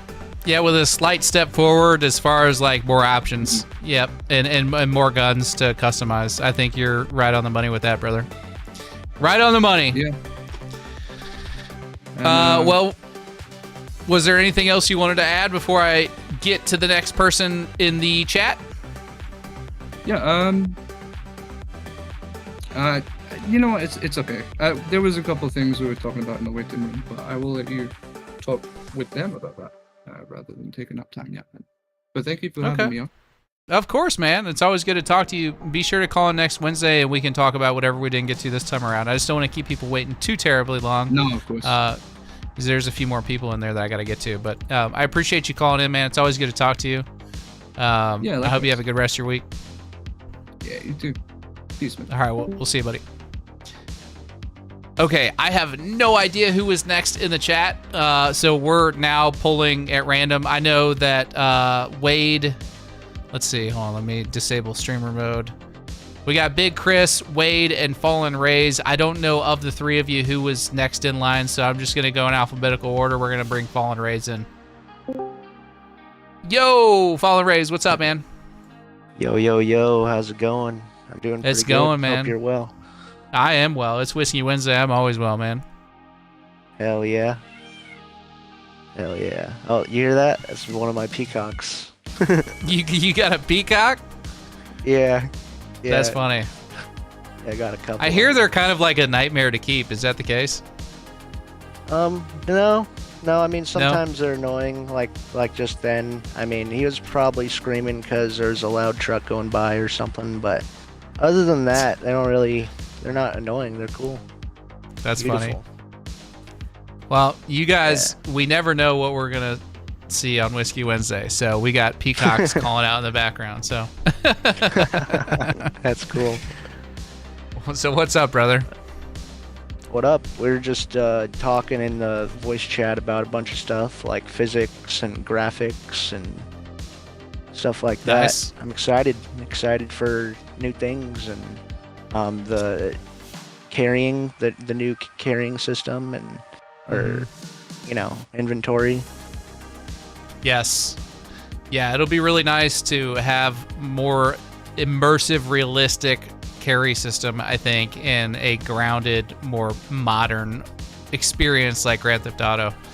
It was definitely, I think, a key point of making Red Dead Redemption 2 feel realistic and punishing, and I think it's gonna have the same sort of flavor for Grand Theft Auto 6. Yeah, absolutely. Yeah, I noticed on the game store on Xbox, it says that it's supposed to be GTA 6 is supposed to be the most immersive of the Grand Theft Auto series, so it's cool that they're going in that direction. Yeah, I think you're 100% correct. I agree with you completely. I've been wanting a more immersive, more realistic Grand Theft Auto for a long time. Grand Theft Auto 5 felt cheesy, fake, and arcadey to me, which is part of the reason I don't enjoy it as much as I do like Grand Theft Auto 4. I just watched a really cool video by Darkspace. Shout out Darkspace. He has a really cool video about the differences between Grand Theft Auto 4 and Grand Theft Auto 5, and as it pertains to like the physics and driving and everything else. It's a really good video. I highly recommend checking it out. But yeah, it made me like miss Grand Theft Auto 4 quite a bit. Yeah, I've played Grand Theft Auto 4. I can't remember if I finished it, but it is a great game. The physics, we're talking about the car physics, and it'd be cool, I think, for them to mix a little bit of GTA 4 and 5, like car physics, something like that. Yeah. I would like to see a nice mixture between Grand Theft Auto 5 and Grand Theft Auto 4. If it's exactly like GTA 5, I'm gonna be kind of upset. Yeah. So we'll see. We'll just have to wait till November, man. It's coming quick. I just realized or read today somewhere that there's like 20 Fridays left until the game comes out. Yeah, well, 19 Whiskey Wednesdays between now and release. So we're close, man. Not that far away. It's gonna fly by. I think a lot of people are gonna be amazed at how fast time goes by between now and then. So yeah, I think it's taking longer because, at least for me, because I'm just like, I don't know, I want it now, and I'm watching like every single video I can on YouTube about GTA 6, and time's going by slowly for me, but that's good. It reminds me of that J.G. Wentworth commercial from like 10 years ago. It's my money and I want it now. Call J.G. Wentworth, 877 cash now. I still remember the jingle. You know what I mean? Like, I hate that I knew the exact same thing. I said it the exact same time you did. Wow. Yeah. It's my money and I want it now. It's my game and I want it now. Yeah, that's how I feel, man. There you go. Will Mack, if you're still in there, that's your next GTA short. It's my GTA and I want it now. There you go. Anyway. Well, was there anything else you wanted to talk about, man? No, we're cool. All right, brother. Well, it's good talking with you. Thanks for calling in. It's good to good to chat. So don't be a stranger. For sure, man. All right. Have a good rest of your week, and yeah, we'll maybe talk to you next Wednesday. Cool. Peace. See you, buddy. All right, we got Wade and Big Chris. I don't know who is next. I'm gonna gamble and say that it was Big Chris, and then we'll come back to Wade. We'll see. Big Chris. Big Chris. Yo. What's up, brother? Not much, man. How you doing? How's your night? Good. How's your night, man? It's good, man. I love Whiskey Wednesdays. I love Wednesdays. I wake up Wednesday mornings and I like look forward to the stream all day. My whole day nice, revolves around the stream. Really? So yeah. Right. Well, not the whole day, but like definitely the back half of it. I get what you're saying. Like you're like, oh, cool. Like a few more hours of this normie life, and then I go home, and then I get to have some whiskey with my pals. That's exactly right. Yeah, it's a lot of fun. Yeah. It's like going to the bar with your buddies, except you don't have to leave your house, and you get to talk about Grand Theft Auto 6 the whole time. Yeah, you don't get to hear them ramble on about stories and stuff. Right. Yeah. Right. Oh no, man! Just I don't have nothing to share this week, honestly. Okay. I was just joining the chat. On the Discord, just talking to everybody about hearing their theories, and I was hearing people earlier talking about their theories about the game, and I was like, yeah, that's pretty cool. Yeah, lots of interesting theories. That's going to be the series that we get into after the patent series. So I'm going deep into patents, and then once we get through all that, if we still don't have a gameplay trailer, we're going to start talking about like theories and all that stuff, and I'm going to bring in other content creators, and we're going to make a series out of that. So Cool. Speaking of patents, Sav, I got a question. Yeah, what's up, man? Do you think that there are technologies that they have invented that they haven't patented, or that are sitting waiting to be patented when GTA 6 launches, so that there's no leaks or theories or anything that comes out around that tech? It's hard to say. What I'll say is, like, if they have something really juicy, they're gonna patent it. Even if it, I'm probably a thorn in their side as far as, like, patent technologies go, because, you know, people like me and Dandy Andy and a handful of other content creators are going deep into the patents and stuff. But, you know, when it comes to that kind of stuff, I think they're trying to play it as close to the chest as they can, but, like, they don't want to risk losing a certain technology because somebody else gets wind of it and patents it first. But a lot of it is, like, you know, revolves around the Rage 9 system anyway, and the Euphoria system that they have, Euphoria physics. So, you know, I don't think that there's... Is there technology that they have probably advanced since Grand Theft Auto 5 that they didn't necessarily need a patent because they already had a patent for it, and they've just sort of advanced that particular technology for that particular patent? Yes. Is there some groundbreaking new technology that they haven't patented that they're waiting until the game comes out to patent? I don't think so, because that would be a little more risky, I think. Fair. You were just talking about him earlier, and that was a thought that came in my head. So I was like, I want to hear his side on it. Yeah, that's a fair question. Yep. Yeah, no, definitely. I think, like how you just said, they just haven't fully revealed their full deck yet, and they're just clinching onto their cards because they don't want to. Like, I don't know about someone taking their patents, but I think is that they just don't want to reveal the sauce yet or spill the sauce yet and say, oh, like, these are all the cool little things that we improved definitely from 5 and Red Dead 2, and here we are. I think if you guys are, and I say you guys in just my community, not YouTube in particular, but like the people that enjoy watching my content, I think you guys are really going to enjoy these patent deep dives that I'm getting into. Because I'm trying to, like, approach it from a different angle. I don't necessarily just want to, like, say, oh, this patent exists and it's this number and it does this and it was filed on this date and blah, blah, blah. That's been done. What I want to do and what I'm more interested in personally is, like, what is that technology capable of? I know what the patent says. I know what they say they're using it for. I want to know what that technology and that particular grouping of technology is capable of doing later on in the game, if they decide to branch out and use it for other purposes. For example, like the new in-game, economy patent that they're working on. If you just read it for what it is, it sounds really boring. But when you start applying it to, like, all the different use cases for it, it's mind-boggling. It can be used anywhere from, like, UGC content and making sure that players that are creating content and uploading it are getting paid on a marketplace, all the way to, like, up to and including, like, a trading system or a player-to-player purchasing and swapping belongings, like, to even like a marketplace system. Like, imagine a marketplace like Escape from Tarkov, if you're familiar with that game, where, like, you can take a particular car, maybe it's a collectible car that you unlock in a race, and, like, there's random rewards for this particular race, and you just happen to get a car that is, like, you know, of a higher rarity, okay?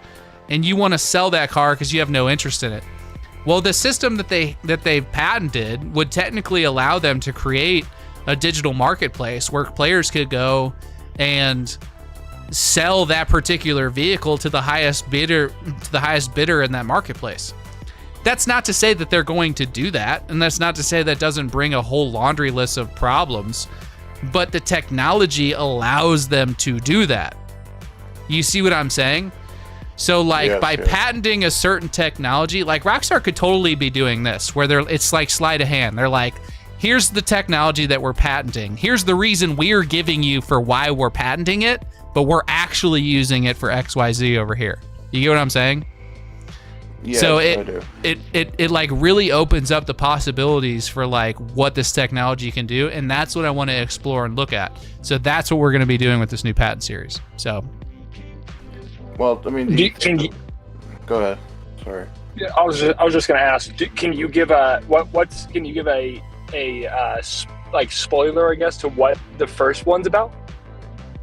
It's.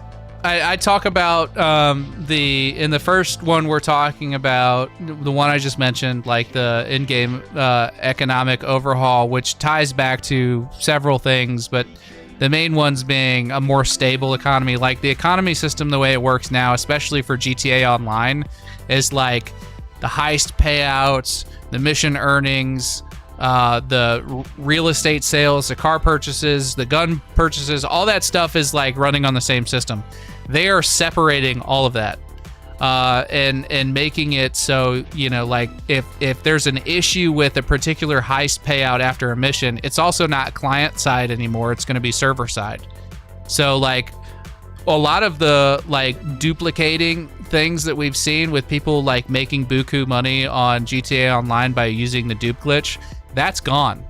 That's going to be gone in GTA 6. You're not going to be able to do that because they're running everything through a new authorization system, and it's going to be server side. So you can't take advantage of the problems with the client side issues, like exchanging hosts mid load to, you know, get a duplicate amount of whatever money payout you were planning on getting, which is how a lot of players are making that extra income. So there's going to be a lot of things like that it affects, but it also, the technology is more detailed than that. It's like, it's really interesting because when you look at it, you're like, okay, yeah, this definitely solves this problem, but it also makes it possible to do XYZ. You know what I mean? So that's what I'm really excited about. And then I also talk about like the new traffic system and how much more detailed and interesting that's going to be. And then we also get into some other stuff as far as like you know, the server meshing for online to help force more organic player-to-player interactions and things like that. So that's the first episode. There's going to be at least 4 or 5 episodes, I think, in this series. So that's going to be kind of the first one. That'll be probably a week and a half from now. Yeah, I could totally see that. I mean, they could probably bring up like how you just mentioned, that patent could be like an app on your phone. They could make like a generic eBay or website or something in the game where you can link up with other players, and then like you said, you can sell your stuff.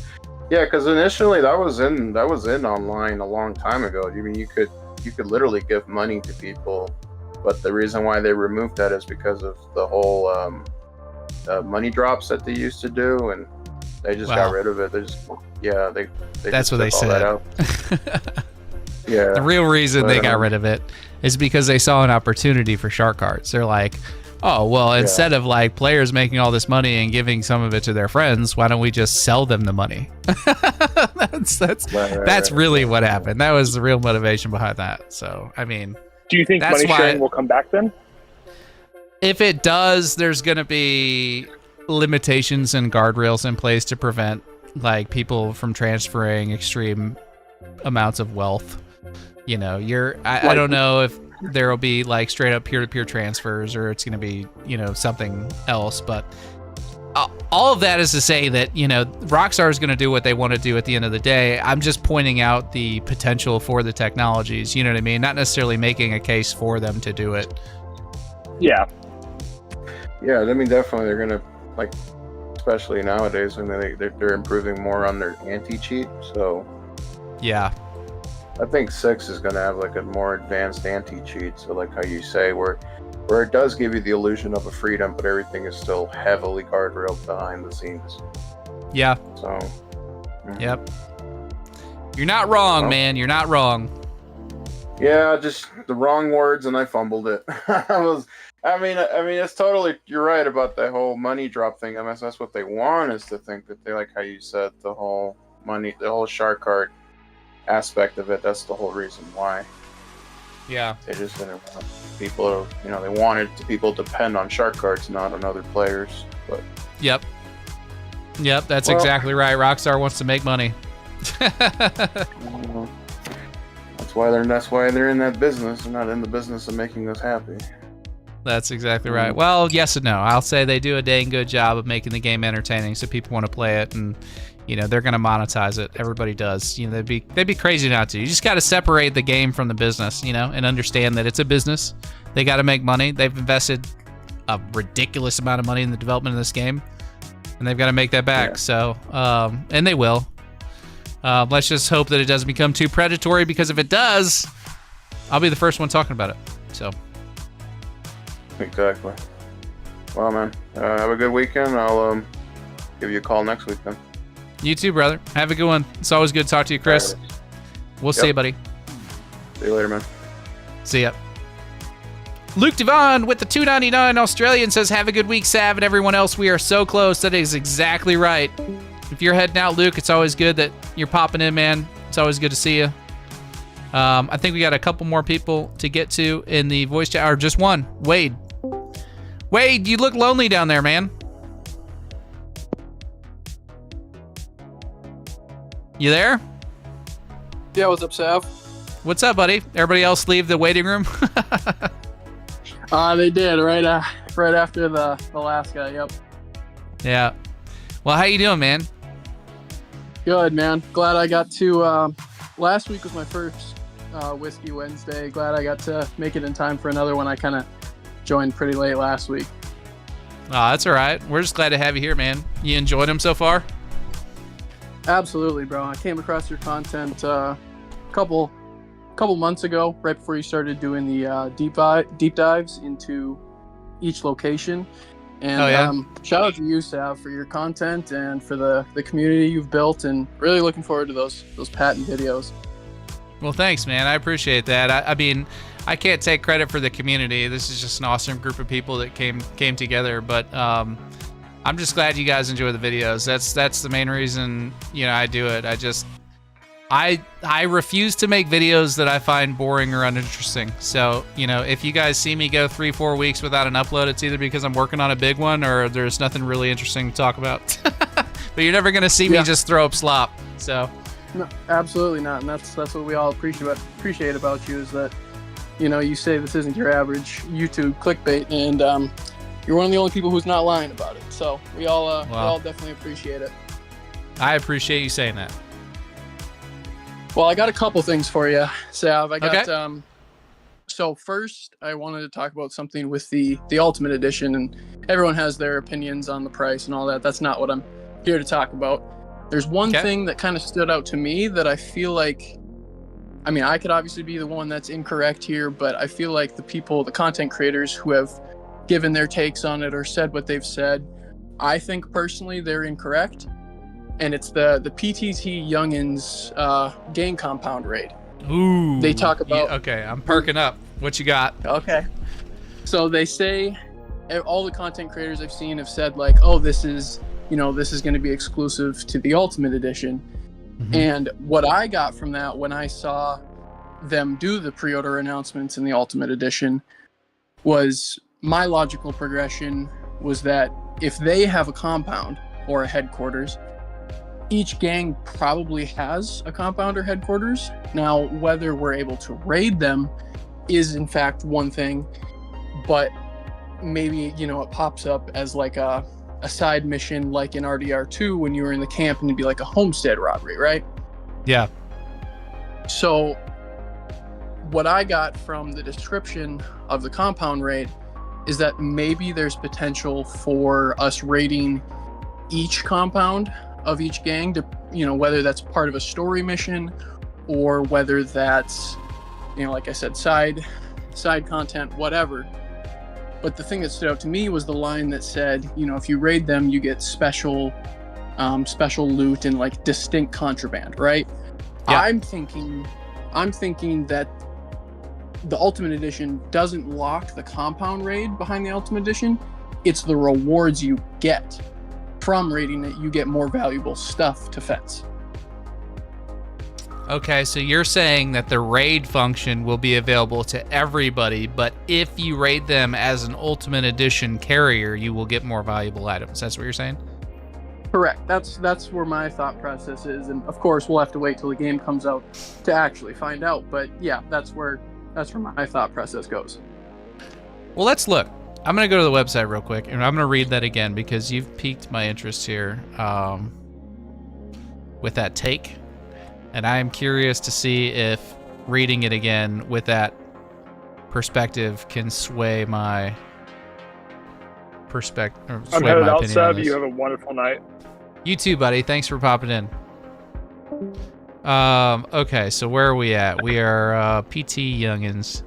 And Bav said that's a horrible name for a gang, and I have to agree with him. We were laughing about that on a call after a live stream. Okay, PT Youngins Illegal Goods Store. It says, raid the compound of one of Southside Vice City's loudest and most socially active gangs and escape safely to score some special items and distinct contraband. It is kind of vague, isn't it? Right. It is kind of vague. It doesn't specifically say, like some of the other things. Well, let's see. For example, like the Electric Fang tattoo. It says Stockyard's most iconic ink bar with over 50 signature tattoos for both Jason and Lucia. All designed by the artist collective Fail, only open for business with Ultimate Edition. Right. So it specifies that it's Ultimate Edition there. Let's see. There's another one in here that says the same thing. Yeah, Stock 305 clothing store. Style various, unique, and exclusive looks for Jason and Lucia at Stockyard's premier destination for elevated streetwear. Only open for business with Ultimate Edition. But here, with PTT Youngins, it doesn't say anything like that. It says, raid the compound on one of Southside Vice City's loudest and most socially active gangs and escape safely to score some special items or distinct contraband. Honestly, I think you could make a case for it either way. I can totally see where you're coming from, and I don't have a good argument against that other than to say they're just not clear enough, you know?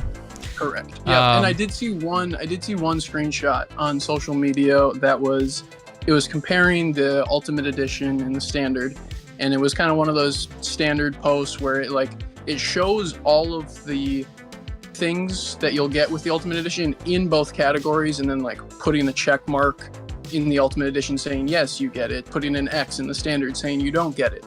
And on that screenshot, it had an X next to the words saying Compound Raid. Now, I don't know whether the formatting looked like it might have been from the PlayStation Store, but I didn't look close enough to know if it was something that was just fan made or if this was like an official, comparison. So take that with a grain of salt. But that's what I saw on it, and that was where my mind went, was like, well, maybe it's just the loot you get is exclusive to the Ultimate Edition.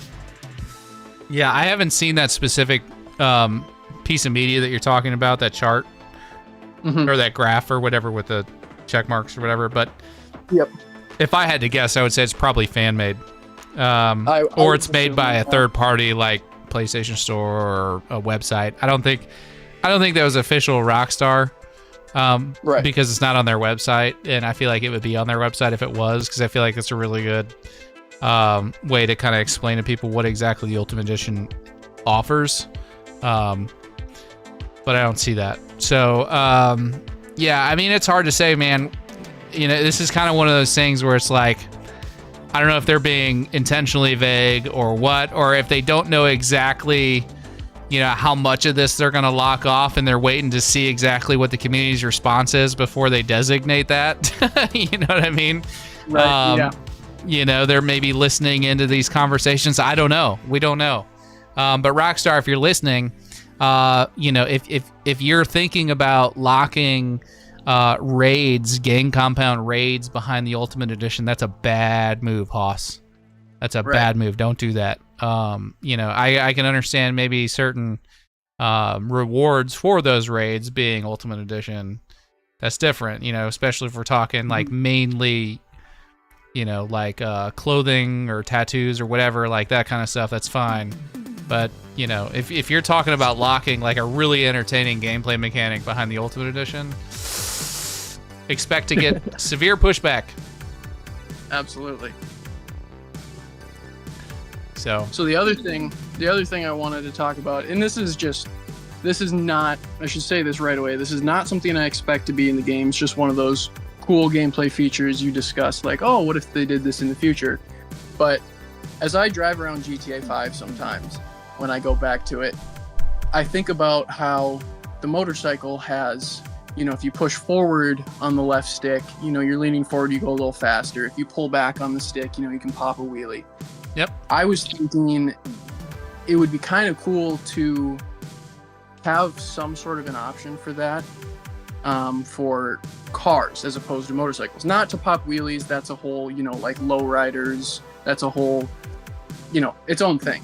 But my thought process is, what if they did something with like newer cars, sport vehicles that have like paddle shifters, and there's a way to like enter sport mode, and you could tap down on the stick to downshift, and you could tap up to upshift. I don't think it would be too useful outside of, you know, like people who take racing seriously in GTA Online and stuff. But Yeah. like I've played a fair amount of Forza, and I've learned that, you know, sometimes I'm coming into a corner too hot and I try and hit the brakes and I still slide off the road. But if I downshifted, it's going to slow down for me. Plus I hit the brakes and then I just accelerate out of the corner a lot cleaner. So I think that could be just something interesting. I think it's something that only like certain more niche racing communities would really care about. But it's just kind of a cool gameplay What I'll feature. say, I'm not in a niche racing community. I love the idea of having a stick shift, or, you know, one of those auto shifters or whatever it is, you know, like a lot of these modern cars have now, where you can, it's not technically like, you know, you're not operating a clutch or anything like that, but you can, you know, like my car has it, where you can just like nudge the shifter forward, like once you put it over into that mode. I don't know what it's called. I'm not a car guy, but I would love that personally. I mean, one of my first vehicles was a floor shifter in a 1993 Ford Ranger Splash. Absolutely love that truck. One of my favorite vehicles that I've ever driven. And, you know, learning to drive a stick in a 90s model pickup truck is I think everybody should experience that. But it was a lot of fun, and I love the idea of having manual transmissions in GTA 6. Even if it's like something that you can toggle on, so like maybe beyond a certain point, as far as like the age of vehicles, or maybe a certain class of vehicles, like muscle cars, for example, are all stick shift or something like that. I would love that. I don't see them doing that, but this is the beautiful thing about GTA 6, and I tell people this all the time. If there's a certain type of experience that you would like to have, you're probably not alone in that. There's probably a whole community out there of people that would agree with you and would want that same experience. 2, UGC is a thing. And whether we get it with story mode or online down the road, there will come a point in time when somebody says, you know what, I'm going to make this thing and I'm going to upload it to UGC Marketplace. And then you'll be able to download it and play it. Probably if you're on PC. I don't know if consoles will have access to UGC. That remains to be seen. But yeah, I think stuff like that will come, even if it's not in the vanilla experience. But I'm 100% with you. I think, you know, having the ability. The problem that they're going to run into is like the more features, and this is something that people don't think about, but like the more features that you add to the game that revolve around being in a vehicle, the more controls you need. And there's only so many buttons on a controller. And there's not like, you know, on a mouse, you like on some mice you have like a shift button where you hold the mouse and then you can left click and it does something different than the normal left click does. You don't have that on a controller. So what I will say though is that if you go back to the leaks in 2022 and you look at specifically the Hank's Waffle Diner robbery scene, there's a particular moment when they're walking out in the parking lot and they get into the vehicle, and there's a couple of different options on the D-pad. One that's more of a quick options and one that's more of like a vehicle options. So we don't know exactly what that expanded menu is going to look like, and that leak is 4 years old. So it is, you know, we don't really know, but it could be really cool if like in that menu you have an option to put the car into a manual transmission sort of mode, and then you can use maybe like some of the other buttons to shift the gears. I don't know how they would do that. without screwing up all the controls, but I would love to see it. If they could figure out how to do it and make sense, I'm down for it. Yeah, absolutely. That's exactly where I was going to go with the conversation is button layout. And the only button that I can think of that isn't bound, especially while you're driving, is right on the D-pad. And then I was going to bring up exactly that, the Hank's Waffle leak, where there are those options, and maybe those options are just while the car is stationary, obviously yet to be seen. And maybe while you're driving, that right on the D-pad, like you said, maybe it's you can put it into that mode when you get in the car, or maybe you no longer have access to that those vehicle options while the car is now moving. It's only a stationary thing. So now maybe you could hold right on the D-pad and you'd see a little symbol pop up in the corner, M for manual, and then you can do it. Something like that. But yeah, you pretty much, you went exactly where I was thinking with it. Yeah, it may be a thing where you have to hold a button down and flick the stick up or down, to flick up the right stick. Like I don't know exactly how they would do that. It's like to me, like if you're going to import like traditional manual transmission controls to a controller, you have to have a functioning clutch button, and then you have to have the actual gear shifting. I don't see them doing like traditional gear shifting where you take the right analog stick and you go over and up to go to first gear or anything like that. Yep. But I can definitely see them doing it sequentially. Is that a word, sequentially? I feel like it's a word. Where definitely. Like if you're in neutral and you hold down, let's say it's left bumper, which it's probably not going to be, but just for the sake of argument, let's pretend it's left bumper. So left bumper is your clutch. You flick up on the right stick, boom, you're in first gear, and then you slowly let off the left trigger while you're engaging the right trigger, so you don't kill the motor. I mean, that would be really cool. You know what I mean? Like I don't know how they would implement that without pissing off a lot of people, unless it was something that was totally optional for you to toggle on and off, which they, in fairness, have not done in the past. So we'll see. I think if they went kind of too far with it, where you were kind of just hypothetically speaking on there, then people would start to ask for like, well, if I can put it in manual, can I make it like Forza where I can change my shift points? But that's getting too far away from the arcadey style of Grand Theft Auto and going closer to realism. And that's not, there are small communities that want the game to be more realistic, but the majority, the casual gamer, the Rockstar fan, most gamers do not want it to be realistic. It's Grand Theft Auto. We want it to be arcadey. We want it to be what has made Rockstar so big, and the feeling of the GTA games that it's giving you is the freedom and the arcade sandbox style of game. And yeah, I don't think they'll go too far away from that. But could be a cool feature to add in the future, or like you said, people might even put that in with UGC when that becomes an option. Oh, it 100% will. Yeah, I can tell you right now with the utmost confidence that if that's not a vanilla experience and Rockstar gives us UGC controls, there will be a manual transmission mod at some point through UGC. So, absolutely. Well, that's all I got for you this week, Sav. Appreciate you having me on again. Of course, man. It's always good to talk to you. So again, don't be a stranger. You're in the Discord now. So I like talking with people that can hold a conversation and talk about interesting stuff. And brother, I got to tell you, I appreciate every time you call in. So don't be a stranger. Next week, call in. We'll talk about more stuff. Absolutely, man. Appreciate it, Sav. You have a good one. All right, buddy. You too. We'll see you. Peace. All right, fellas, ladies, and gentlemen, Banana Bunch, the sack. Let's get to some of your comments. I feel like I've been ignoring the chat, not intentionally, but you guys know the deal. I try to be respectful to whoever's taking the time to call in and give them my attention. So right now we are at 259 likes. There's 252 of you guys in here right now. I feel like we could probably get to 300 in the next 10 minutes if everybody smashed the like button. That'd be pretty cool. But yeah, so let's see what you guys are saying. I think you guys are at this point probably having your own conversation over here because I've been talking to these guests. Bav is here. He was asking if he missed something as it relates to Xbox. Yes, sir, you did. If you haven't looked at the news lately, your beloved Xbox is on the struggle bus. They just laid off like 4,000 employees. And they're completely shifting things up. They're selling off major IPs. It's really wild what's happening over there. I'm not saying that it won't be good for them in the long haul, but they're having a rough week. Hooligan says I unliked and reliked. That doesn't count. Doesn't count, Hooligan. Decent Custom says the sack is growing. Yes, indeed, the sack is growing. And I absolutely love it. We're up to 271 likes. See, it's like 10 likes just come out of nowhere just because I mentioned it. I feel like a lot of you guys are happy to hit the like button. You just forget to do so. And that's fine. I'm the same way.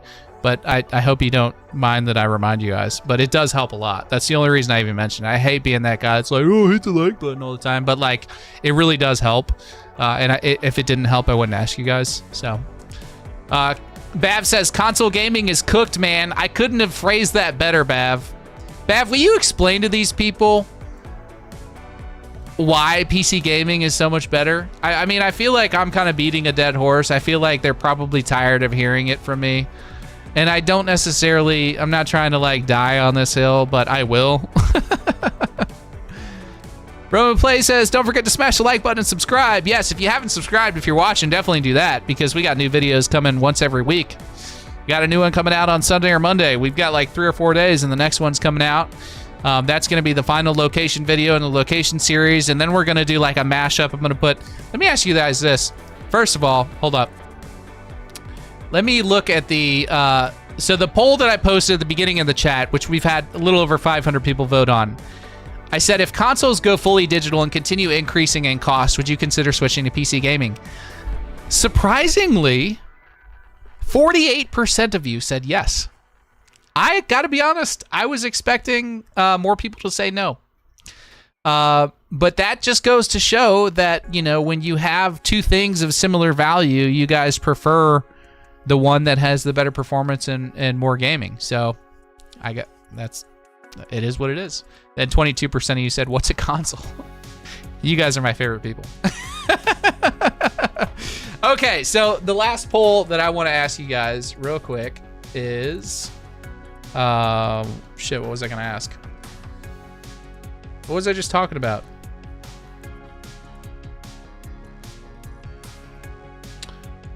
Jonathan Wright, what are you talking about? Did somebody hack you? What's going on? What does this mean? Mods, can we get to the bottom of whatever that is? Is somebody in here duping accounts or something?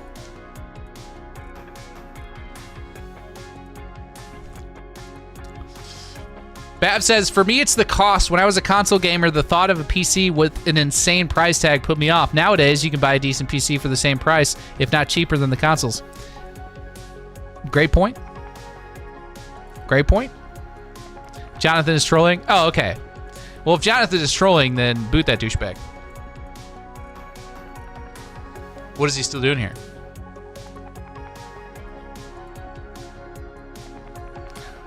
What?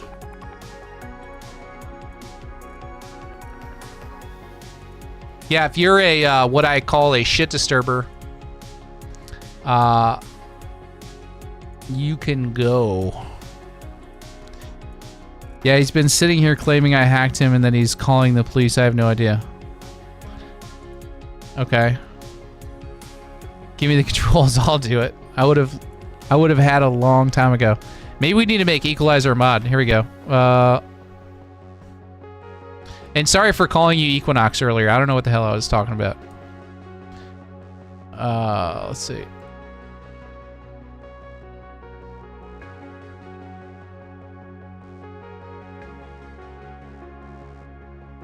There you go. Equalizer just gave you mod privileges. Let me know when he's gone.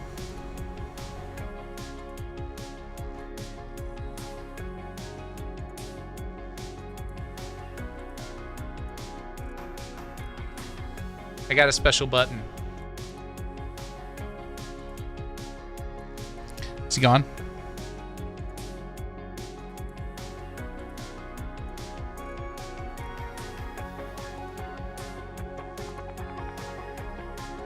He's gone. Hooligan got him.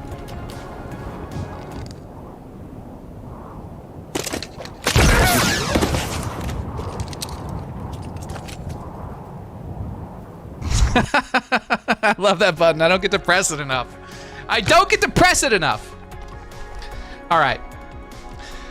That's because we got a good community. You know what I mean? When you have a good community and you have a lot of people that are like respectful and whatever, you know, you don't have to push those buttons a whole lot, which I guess it's a good thing. But you know, it's a funny button. I like pushing it. Here's another one.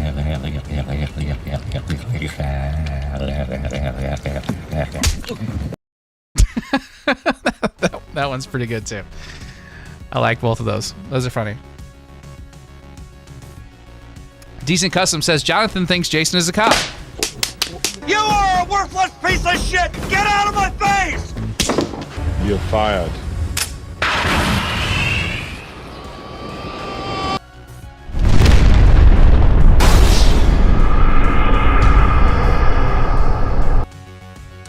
Yeah, that is the best one. I have to agree with you, Joe Mama. Yep, for sure. Chili says he booted like 4 guys earlier, but I was too busy. I'm sorry I missed it, brother. I got one more that I don't press a whole often. It's this one right here. One more word. Please give me one.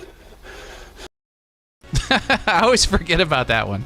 I've got a bunch of these. I'm planning on like adding more as we go, but those are the ones I got. And then this is a new one too.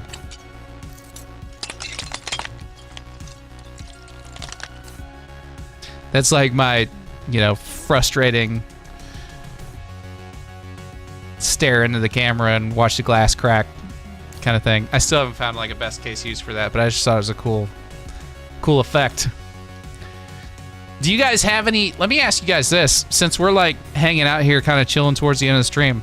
Got a couple minutes left. Is there anything you guys would like me to include in future streams? Let me go ahead and kill the music for a minute. Is there anything you guys would like me to include in future streams? Anything that would make it more entertaining, more fun, more engaging? Like, I'm always looking for new ideas to try and make these streams as entertaining as possible. So if there's anything in particular that you guys would... Pickles says hot tub stream. 1, I don't have a hot tub. 2, I don't want to get banned. But yeah, like if there's anything else that you guys would like to see or anything maybe that I haven't thought of, like, feel free to let me know. Chili says I could use a back rub. You know what, Chili? I'd give you a back rub, buddy. I'd give you a back rub. That's a fairly intimate thing, but I feel like you've earned it.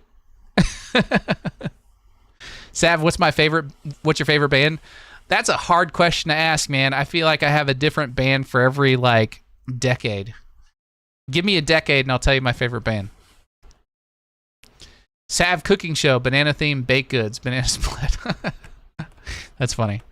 Shot of whiskey each time a particular word is posted in the chat. Oh yeah, you want to get me like hammered real fast. I see where this is going. Hooligan says if you guys need mod help, use the @mods and @headmods in the Discord. That is very true. If you need help, just do that.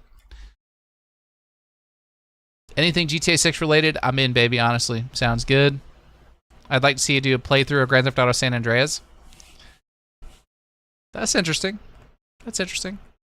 Maybe you could have a segment of your stream where you gather up the funniest, dumbest comments of your videos on your videos. Ooh, that's actually a really good idea. That's actually a really good idea, Brandon Chips. I may start to do that because I get a lot of dumb shit in my comment section. Yeah, just people that like blatantly didn't watch the video, just like got 10 seconds in, commented, and then left. Yeah, I get that a lot. It's a good one. 80s? Favorite band of the 80s? Guns N' Roses. Nope. I take that back. I'm sorry. It's not Guns N' Roses. It is Queen. My favorite band of the 80s is Queen. 90s?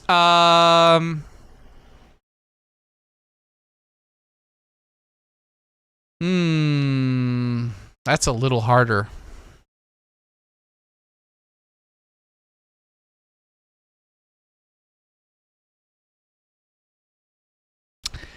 I think I'd have to get back to you on the 90s band. Because there's a few I'm thinking of. Everyone should be drinking with you. I agree. I don't like being the only intoxicated one at the end of the stream. Bathroom tour when? Never, Angry Cat. Never getting a bathroom stream. I'm doing great, Pickle. Thanks for asking. Hope you're doing great. Oh, you're talking Pickle. Do you have a lot of haters? I don't have a lot of haters, but I do get stupid comments. Holy crap. Wait, what? Brett Caudill, 9621, with the random $50 out of nowhere. First of all, thank you, brother. That is incredibly generous of you, especially at the very tail end of the stream. Wow, that's unexpected. Thank you a lot. You said your deep dives are too good to be free. Thank you for the hours of GTA Goon Fuel. You are very welcome, brother. I will keep it coming. If you like Grand Theft Auto 6 content, we have plenty to do. So hang in there. And I got another video coming Monday and then another video coming the following Monday. Like every single week, we're putting up videos just like you guys have been seeing regularly. As this channel continues to grow, we may take on even more, videos. I'm gonna do like I do work with an editor. I have an editor that works with me that helps me put out these bigger videos because I can't do it all by myself. So he helps me put a lot of that stuff together. So I have him working on that one right now. I've got another one already ready to go, ready to record. I'm gonna record that one, get that over to him to help put that together, and then we're gonna be doing news updates and all that stuff kind of in between. So there's plenty of videos. In the books. So Canon, why Canon? All right, guys, tell Canon to stop sending me money. He's been building GTA this 6Hub website for free. He's been working on it for free because we don't have the capital yet to pay for the website, and he volunteered to kind of help build it. I told him that going into it, so he knew, but he's doing it. He's doing this a labor of love, and here he is sending me money. Please don't send me money, Canon. You're making me feel very, very bad. So stop doing that. But thank you for the $10. I'm just gonna send it right back to you. I'll buy you something. And thank you for becoming a member again, or for being a member for 2 months. But yeah. Let's get some W's in the chat. If you guys like 6Hub, Cannon is the person to thank for that.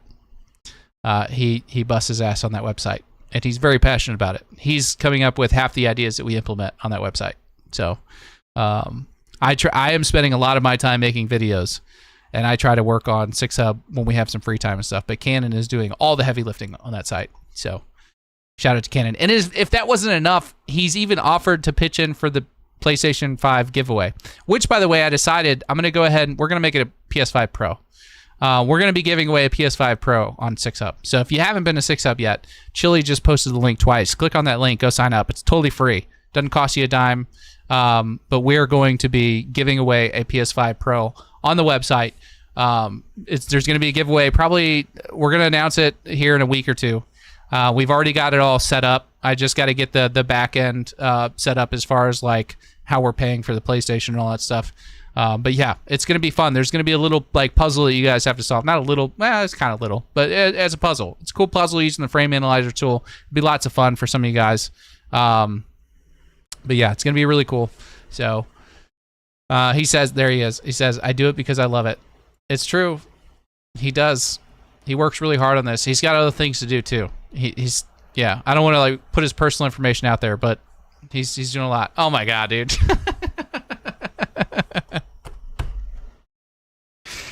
I gotta end the stream before they start this shit again. Equalizer just dropping a $50 domo, says F it, I'll do one too. Thank you, brother. As if you didn't do enough on the last stream. You guys are just absolutely incredible. I love this community so much, not because you guys donate, but just because of how awesome this community is. Thank you so much. Really, I appreciate it.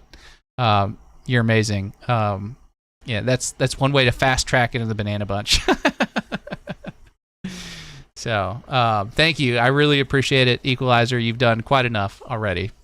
So before anybody else sends me money, I'm going to close this stream down. I hope everybody has an... Oh, shit, here I am. About to close it down, and Pixie donates 10 euros, says, buy Cannon and yourself a coffee. Thank you for the dope content. P.S. It's not an AR-10. It's definitely a 5.56 223 Nerdy Gun Mechanics. Confirmed. Escape from Leonida win. I can see them doing an Escape from Leonida mod, like with UGC content, like an Escape from Tarkov spin off of Leonida or Grand Theft Auto 6. That'd be kind of funny. But thank you for the 10, brother. I appreciate that. That was very generous of you. So it's been an awesome Whiskey Wednesday stream. Thank you guys so much for tuning in and hanging out with me for the past 4 hours. This is my favorite thing that I do all week, so I look forward to this very much.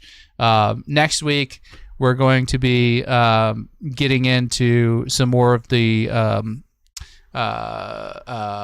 patent stuff, and I'll have plenty to talk to you guys about that. Maybe we'll have some news. I don't know. Maybe we'll have a trailer or something on Tuesday. We'll see. But I hope everybody has a very, very, very good week and weekend.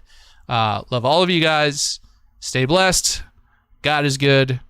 I hope you guys do well, and we'll see you guys next Wednesday. So that's it. I'm signing off.